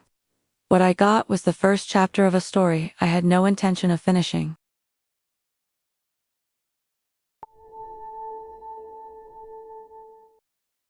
Alright, so here's the deal. This one, first date with Chantel, is burned into my brain for all the wrong reasons. It started off pretty chill. We decided to meet up at this small coffee shop that was kinda hidden away from the main street. You know, the type: dim lights, mismatched furniture, the kind of place people go to pretend they're deep thinkers or artists. Perfect for a low-key first date, right? Chantel showed up wearing this simple black jacket, nothing too flashy, just casual. She had this smile that felt easy at first, like maybe things were gonna go smoothly. I was already feeling pretty relaxed, because coffee dates are usually low pressure, sit down, talk, maybe share a laugh. But man, that vibe didn't last long. We got to the counter, and Chantel ordered her coffee. She was pretty particular about how she wanted it, like super specific with the milk and the syrup and the temperature. The cashier was this young dude, looked like he'd just started the shift, or maybe this was his first day. I could tell because he was fumbling a little, but he was trying. The whole place was busy with a couple of people waiting in line behind us, but nothing crazy. When the coffee came back, Chantel took one look at it and immediately got this look on her face like, "No way, this isn't what I asked for." She told the cashier it was wrong, but he kinda shrugged it off and said it was made right. That's when things started to twist. Chantel's tone got sharp, like way more than I expected, and I could tell she wasn't just annoyed. There was something in her that snapped out of nowhere. She grabbed her cup and just splashed the coffee straight into the cashier's face. Not a little splash, either. It was a full-on, soaked his shirt and everything kind of splash. Time froze for a second. The poor guy was blinking, shocked, steam and coffee dripping down his face. Everyone in line just stopped, staring like they didn't know what to do. I was trying to figure out if I should say something, but Chantel just stood there, hands on her hips, like she had just dropped the mic on the worst kind of stage. The cashier was trying to wipe his face, clearly stunned, and someone behind the counter called for a manager. I could feel the heat from the eyes on us, and I'm not talking about the warm coffee kind. What made it worse was how calm Chantel seemed after all that. Like, she wasn't panicking or apologizing. Instead, she was acting like the whole thing was just her way of making a point, like she didn't care about what everyone else thought. I tried to change the subject, but she kept going on about how people mess up orders and how nobody takes responsibility anymore. It was this weird mix of righteous and terrifying. The manager finally came over, and things got tense fast. Chantel didn't back down. She repeated what she did and didn't seem bothered by the guy's red face or the angry looks from other customers. I felt stuck there, wanting to get out but also frozen, because honestly, I didn't know if things were gonna explode next. People started whispering. Some even pulled out their phones, probably thinking about posting this whole mess online. Noticed the cashier looking over, his face still dripping and eyes wide, and I wondered how he must have felt. Like, getting coffee splashed on you isn't just embarrassing, it's humiliating. And all because the order was wrong. Chantel didn't even flinch when the manager told her she had to leave. She just nodded like it was no big deal and stormed out. I followed her, trying to figure out what just happened because my head was spinning. This wasn't the girl I thought I was meeting. Something about the way she handled that moment was way off from what you'd expect on a first date. We ended up walking outside, and the air felt different. The streets were quieter, but I could still feel the tension from inside the coffee shop lingering between us. Chantel seemed almost proud of what she did, like this was her way of standing up for herself or making some kind of statement. Couldn't get past the fact that she didn't even care about how that poor guy must have felt. I kept thinking about the cashier's face, the steam from the coffee mixing with the surprise and hurt in his eyes. And there was Chantel acting like it was nothing, like she had every right to do what she did. It was disturbing in a way I didn't expect. How quickly a simple coffee order went from nothing to this full-on drama that made me question the entire night as we parted ways. I realized that first dates don't always go off without a hitch, but this one felt like a cautionary tale in real time. Not about love or connection, but about how thin the line can be between chill and chaos. And how sometimes, you meet someone who flips that line upside down before you even get a chance to settle in. So yeah, that's the story of my date with Chantel. Coffee, chaos, and a splash that turned everything upside down. Definitely not your typical first date vibe.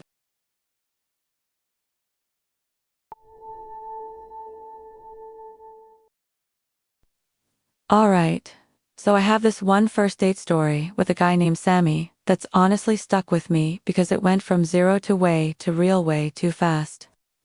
I wasn't expecting to get caught up in something straight out of a movie, but yeah, that's what happened. It all started super normal, or at least, normal enough for a first date. I met Sammy through a dating app, and his profile was pretty chill. Nothing flashy, just a few pics and some casual bio stuff. We decided to meet at this quiet bar downtown, the kind with low lighting and a decent playlist, not too loud, not too empty. Perfect spot to talk and figure each other out. When I saw him waiting near the entrance, he looked pretty cool. Casual jacket. Confident smile that felt easy, like he was used to being in control of whatever room he walked into. We grabbed a table in the corner and started chatting like normal people do. The conversation was light at first, work music, hobbies, that typical first date stuff. But there was something about him, a certain way he carried himself, that made me want to pay attention. Like he wasn't just some regular guy. We ordered drinks and kept talking, and that's when things started to get weird in the best and worst way. Sammy wasn't shy about sharing details, and honestly, I wasn't expecting the direction it took. He casually dropped this bomb about being involved in some family business, but not in a jokey way.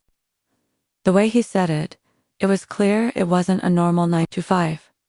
I asked more, trying to play it cool, but he didn't hold back. Sammy told me he was part of a mafia gang, not some small-time crew, but serious business. He said he'd been involved in things that most people wouldn't even want to hear about, including killing people. I blinked and took a second to process, because who says that on a first date, right? But there he was, staring me down like it was just another boring fact. There was no bragging or cockiness, just this cold, steady way of talking that made it all sound disturbingly normal to him. The whole bar felt like it got quieter, or maybe that was just me tuning everything else out to focus on this insane revelation. I wasn't sure if I should laugh, run, or freeze. But I stayed, mostly because I wanted to see how deep this rabbit hole went. Sammy started telling stories, not all the grisly details, but enough to make me realize he really wasn't joking. He talked about what loyalty meant in his world, how once you're in, there's no getting out without paying some serious price. His voice was calm, but every once in a while, there was this flicker in his eyes that made me wonder if he was remembering something dark, something he couldn't quite shake. The whole time I was trying to keep my cool, but inside I was freaking out a little. There was this heavy tension building, like sitting next to someone who knows too much about death and danger. And it's not the kind of thing you want to get involved in. I kept looking around the bar, half expecting some shadowy figures to show up or for Sammy to pull out something serious. But no, he just sipped his drink and acted like it was totally normal to drop mafia confessions on a Wednesday night. At some point, I realized I was no longer just on a date. I was in the middle of a story that felt like it belonged in movies or TV shows about crime families and secret lives. Sammy wasn't just a guy with a dark past. He was living it, breathing it, like it was part of who he was. The stories he shared weren't for shock value either. They were like warnings or maybe test questions to see if I could handle it. I noticed that the other people around us didn't seem to pick up on what was happening. They were laughing, chatting, scrolling on their phones, completely unaware. It felt like I was in this bubble, stuck between two worlds, the safe, everyday one I knew and this dangerous one Sammy was pulling me into. The bar's warm light suddenly felt cold, like it was hiding something just beyond the edges of the room. Towards the end of the night, Sammy told me about how hard it was to trust anyone outside his circle, how everyone had to play a part, and how mistakes didn't get second chances. His eyes were serious, almost tired, like he carried this weight everywhere he went. I didn't know if I should be scared, impressed, or just confused about why he was sharing all this on a first date. When we finally left the bar, the night air felt thick. I kept thinking about all the things he'd said, trying to separate the guy I met from the stories he told. Walking away, I realized that some people carry pieces of dark worlds with them, and sometimes you stumble into them without a warning. Sammy wasn't just a date. He was a reminder that danger can show up in the most normal places, even across a coffee table or a shared drink. So yeah, that's the story of my date with Sammy. One minute I was just meeting a guy, and the next, I was sitting across from someone who casually talked about lives taken and loyalties paid in blood. Definitely not what I signed up for, and something I'm still trying to wrap my head around.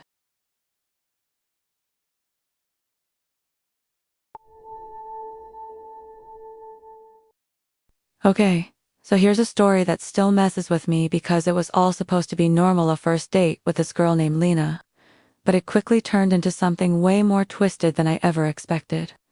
It started with just meeting up in person, which felt like a big deal since so much these days happens online.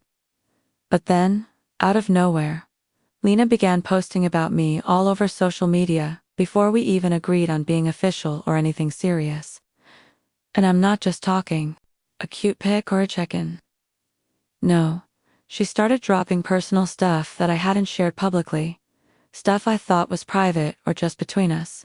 Before I knew it, my friends, family, even people I barely talked to were commenting, liking, or messaging me about things I wasn't ready for anyone else to know.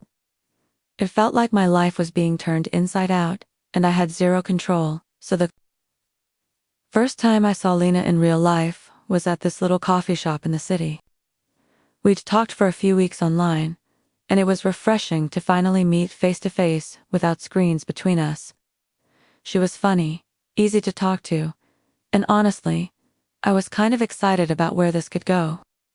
The vibe was casual, and we didn't plan anything wild, just a simple coffee and maybe a walk if the weather held up. I figured it was low pressure, and honestly, that's what I wanted. But right after that date, things started to get strange. I checked my phone the next day, and bam, there was a new post from Lena. It wasn't just a pic of us, or some vague status. It was a detailed post about our date, complete with little things I hadn't told anyone else. Like she mentioned stuff about my family drama. Something I'd only whispered to her in confidence, not expecting it to end up online for everyone to see. I felt my chest tighten, realizing that my private moments were suddenly out in the open. Then it got worse. She started posting stories with snippets of conversations, little jokes between us, and even my work schedule, which honestly should have stayed off social media. I don't know why she thought this was okay, but every post felt like another line crossed. My phone blew up with messages from friends who were shocked or confused. Some even telling me to be careful, because it looked like she was oversharing on purpose. At first, I thought maybe she was just excited, or didn't get how public this stuff was, so I tried to bring it up casually. But she brushed it off, or said I was overreacting. That was the problem, she didn't seem to care how uncomfortable it made me. It felt like she wanted me out there as hers, even though we hadn't even talked about being official, or even exclusive. I started feeling trapped by the idea that my personal boundaries didn't matter to her. The thing is, it wasn't just what she posted. It was how fast it happened. Like within days, people I barely knew were commenting on things that had nothing to do with them, things I hadn't told anyone else. My parents even messaged me about it, asking what was going on because they saw things online that were supposed to be private family stuff. That was the worst part, having your own family circle know more about your personal business than you wanted them to. I tried to set limits, but Lena kept pushing. She'd post something, then act like it was no big deal, and if I asked her to take it down, she'd delay or come up with excuses. It was exhausting. I started feeling like I couldn't even hang out with her without worrying what she'd share next. The fun of getting to know someone turned into this awkward game of damage control. What made it even creepier was how some of her posts hinted at wanting to control the narrative about me. It wasn't just sharing moments, it felt like she wanted to frame my story her way. Like she was writing me into her life and making sure everyone saw me through her lens, not mine. I'd catch myself hesitating before talking to friends or family, wondering if Lena would turn whatever I said into another public post. The social media stuff wasn't the only problem. There were moments when Lena would get weirdly possessive, sending long texts about how I should be careful with who I talked to or where I went, all under the guise of caring. But it felt controlling, like she was trying to box me in while the world watched her paint this picture of us online. One night, I showed up at her place, hoping we could talk face to face. But she started scrolling through her phone, showing me her posts like she was proud of how much she'd shared. That's when it hit me. This wasn't about connection. It was about control. The excitement and charm were a front for something that made me feel smaller, like I was just a character in her social media drama. I didn't know how to get out without causing a scene because, on the outside, everything looked fine. To other people, we seemed like this perfect couple, but behind the screen, I felt like I was losing myself. It was like living in a glass house with all my cracks exposed to the world. And I couldn't even close the curtains. Eventually, I had to pull back, ghost a little, and block her on most platforms. It was messy because she kept posting about how hurt she was, and how she just wanted to share her happiness. But to me it was proof that my boundaries meant nothing to her from the start. I was left picking up the pieces of my privacy and trying to explain to people why things I wanted kept private were suddenly everywhere. That first date with Lena felt less like meeting someone new and more like walking into a trap that I didn't see coming. The excitement of finally meeting someone in person turned into this nightmare of losing control over my own story. All because she decided to share parts of me with the world before I even said yes to being with her. It's wild how fast something that should have been just a casual date spiraled into a whole invasion of privacy that I wasn't ready for and still can't fully shake off.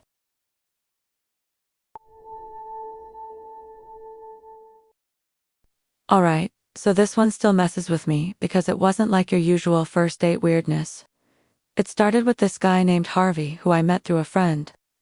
He was super chill on the phone, sounded normal, but when I tried to check him out online, nothing. No Instagram, no Facebook, no LinkedIn, not even a single tagged photo anywhere. Like the dude just didn't exist outside that call. At first, I thought maybe he was just old school or really private. I mean, some people are like that, right? But the more I looked, the more sketchy it felt. I couldn't find a single trace of him. Which is weird in 2025, when almost everyone's online in some way. We finally set a date. He insisted we meet somewhere public, a little coffee spot on the edge of town. It wasn't the trendiest place, but it was cozy, quiet, and not full of people scrolling on their phones. Perfect for talking, I thought. I got there early, a little nervous, but curious. When Harvey showed up, he looked normal enough, maybe a bit too calm. His eyes had this intensity that made me want to look away sometimes. He didn't smile much, and I caught myself wondering if he was hiding something behind that calm vibe. As we sat down, the conversation started okay. He asked questions about me, my job, my hobbies, but never shared much about himself. Whenever I asked about his work or where he lived, he gave these vague answers or just shifted the topic. It wasn't like a typical shy person thing. It felt like he was deliberately dodging me. That should have been the first red flag, but I kept telling myself maybe he just wasn't ready to open up yet. Then I tried again to find out more about him after the date. No luck. I even asked some friends if they knew anyone named Harvey, matching his description. Nada. It was like he was this ghost who just appeared to meet me, then vanished. That weird feeling started creeping in, you know? When your gut tells you something's off, but you're trying to ignore it because you don't want to be paranoid. At one point during the date, he mentioned he'd lived in different countries but refused to say where exactly. When I joked about how weird it was not to have any online presence, he gave me this quiet, sharp look and said he preferred real life to the internet. I laughed it off, but the way he said it didn't feel joking. It felt like a warning. Then came the strangest part. The place we were at started getting emptier, the afternoon turning into evening, and the lighting changed. That's when I noticed the way he kept glancing at the exit, like he was watching someone or waiting for something. The vibe shifted from just awkward to outright creepy. His calmness turned stiff, and there was this tense silence whenever someone passed by or if the waiter came close. We left the coffee shop, but instead of going somewhere public or calling it a night, Harvey suggested a shortcut through these narrow, almost forgotten alleys to get to the bus stop. It felt sketchy, but I didn't want to be rude, so I followed. The streets were empty, the buildings old and peeling, and the shadows stretched long in the fading light. I kept thinking about all the stories you hear about bad things happening in places like this. I tried to brush it off, but every step made my heart beat faster. That's when I noticed it. There were no security cameras anywhere. No streetlights flickering on. Nothing that made me feel safe. Harvey seemed comfortable, even pleased, walking like he owned the place. Then he started talking about how places like this had secrets most people didn't see. How the city had layers nobody bothered to explore. The way he said it sent chills down my spine, even though he wasn't yelling or freaking out. It was like he was sharing some hidden knowledge only he had. Suddenly, I noticed something even weirder. As we passed one of the old warehouses, I caught sight of faded symbols on the walls, like crude drawings or markings that looked like they meant something, but what, I had no clue. Harvey noticed me looking and smiled, but it wasn't warm. It was more like a warning not to ask questions. I nodded, trying to keep up with him, but inside, panic was building. I tried to keep the conversation light, but Harvey's mood was changing. He started talking about how some people needed to be reminded who was really in control.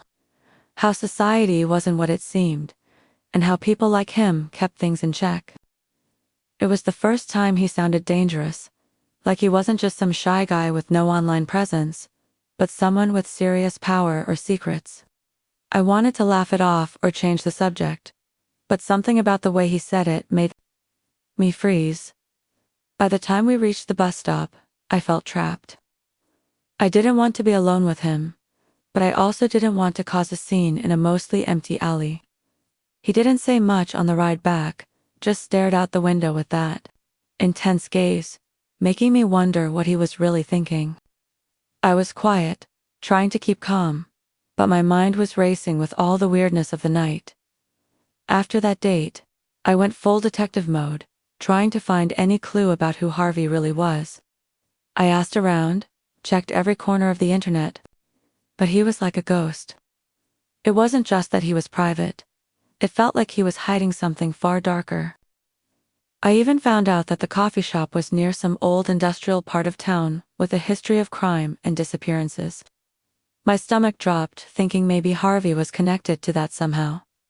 The whole thing messed me up for weeks, every time my phone buzzed, I half expected a message from him, or worse, no message at all because maybe he was out there doing something I didn't want to imagine. I kept thinking about that smile, the one that wasn't really a smile, and how normal everything seemed until it did end single quotes, so yeah. Meeting Harvey felt like stepping into a story where you realize halfway through, you're not just an extra. You might be the main character in something way scarier than you signed up for. The guy with no online footprint wasn't just offline by choice. He was off the grid for a reason I still can't figure out. And that's the kind of first date horror that sticks with you.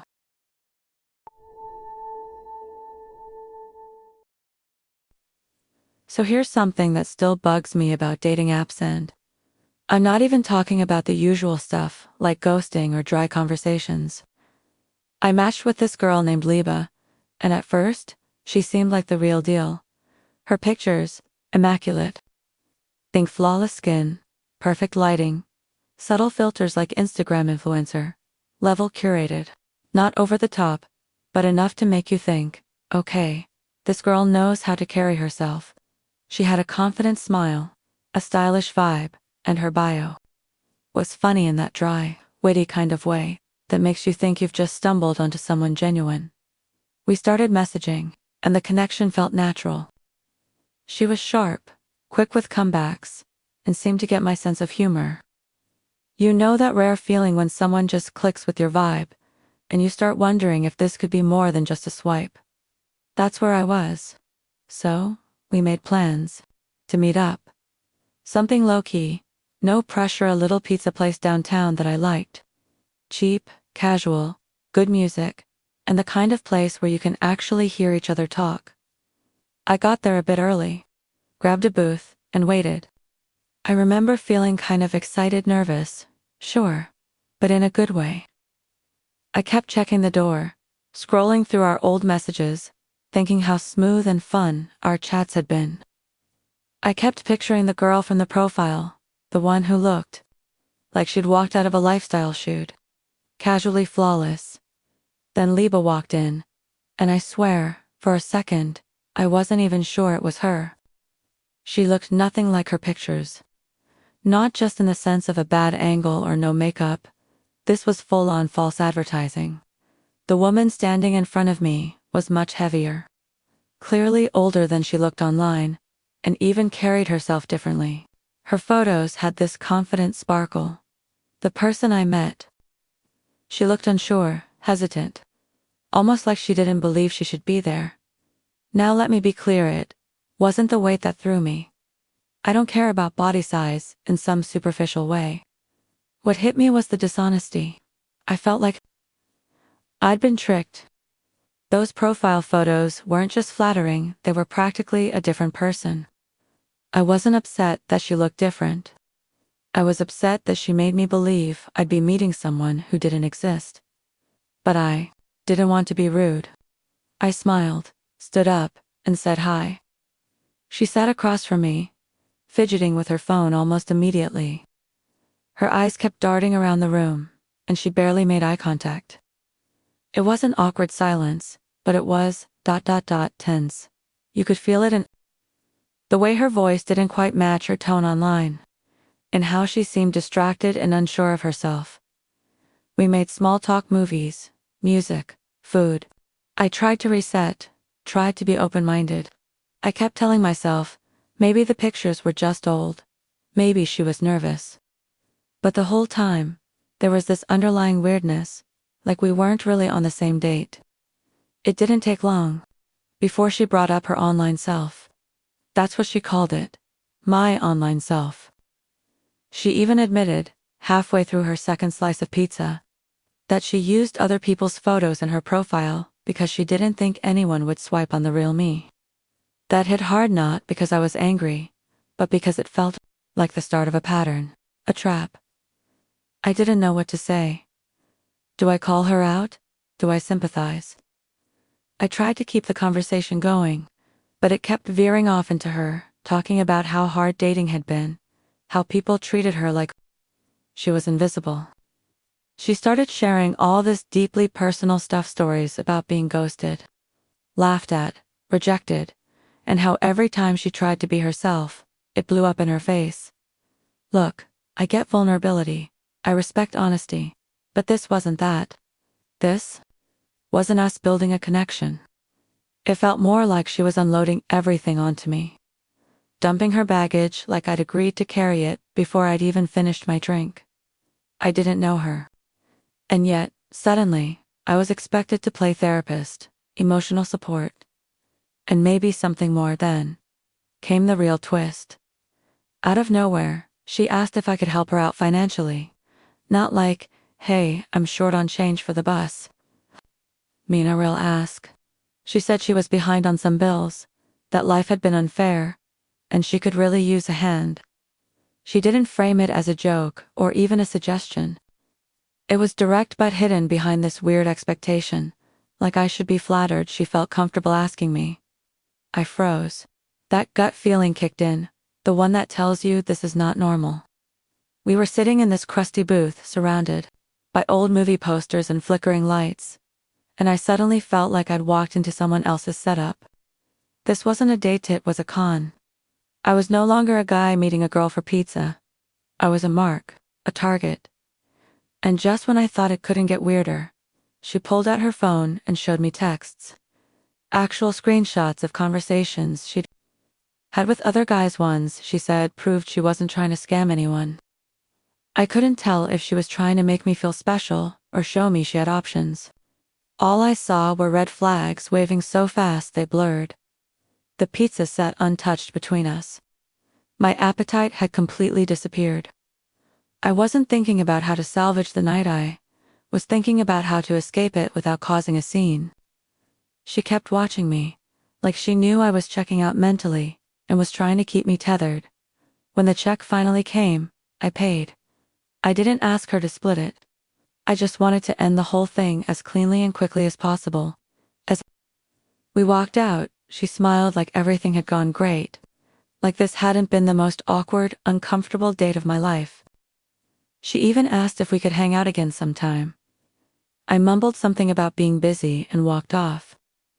The second I turned the corner, I exhaled so hard it felt like I'd been holding my breath for an hour. That night stuck with me not because of how she looked, but because of how easily someone can fake their way into your life, even just for a night. Dating's hard, but it should never feel like you've been cornered into someone else's story without your consent. Libba didn't just use fake pictures, she used a fake version of herself. And when that didn't work, she leaned into guilt and emotional pressure. And that's what stuck with me. How a date that was supposed to be simple and human turned into something calculated and draining. It wasn't about looks. It was about honesty. And once that's gone, you're not dating a person, you're just sitting across from a performance, wondering what part of it was ever real.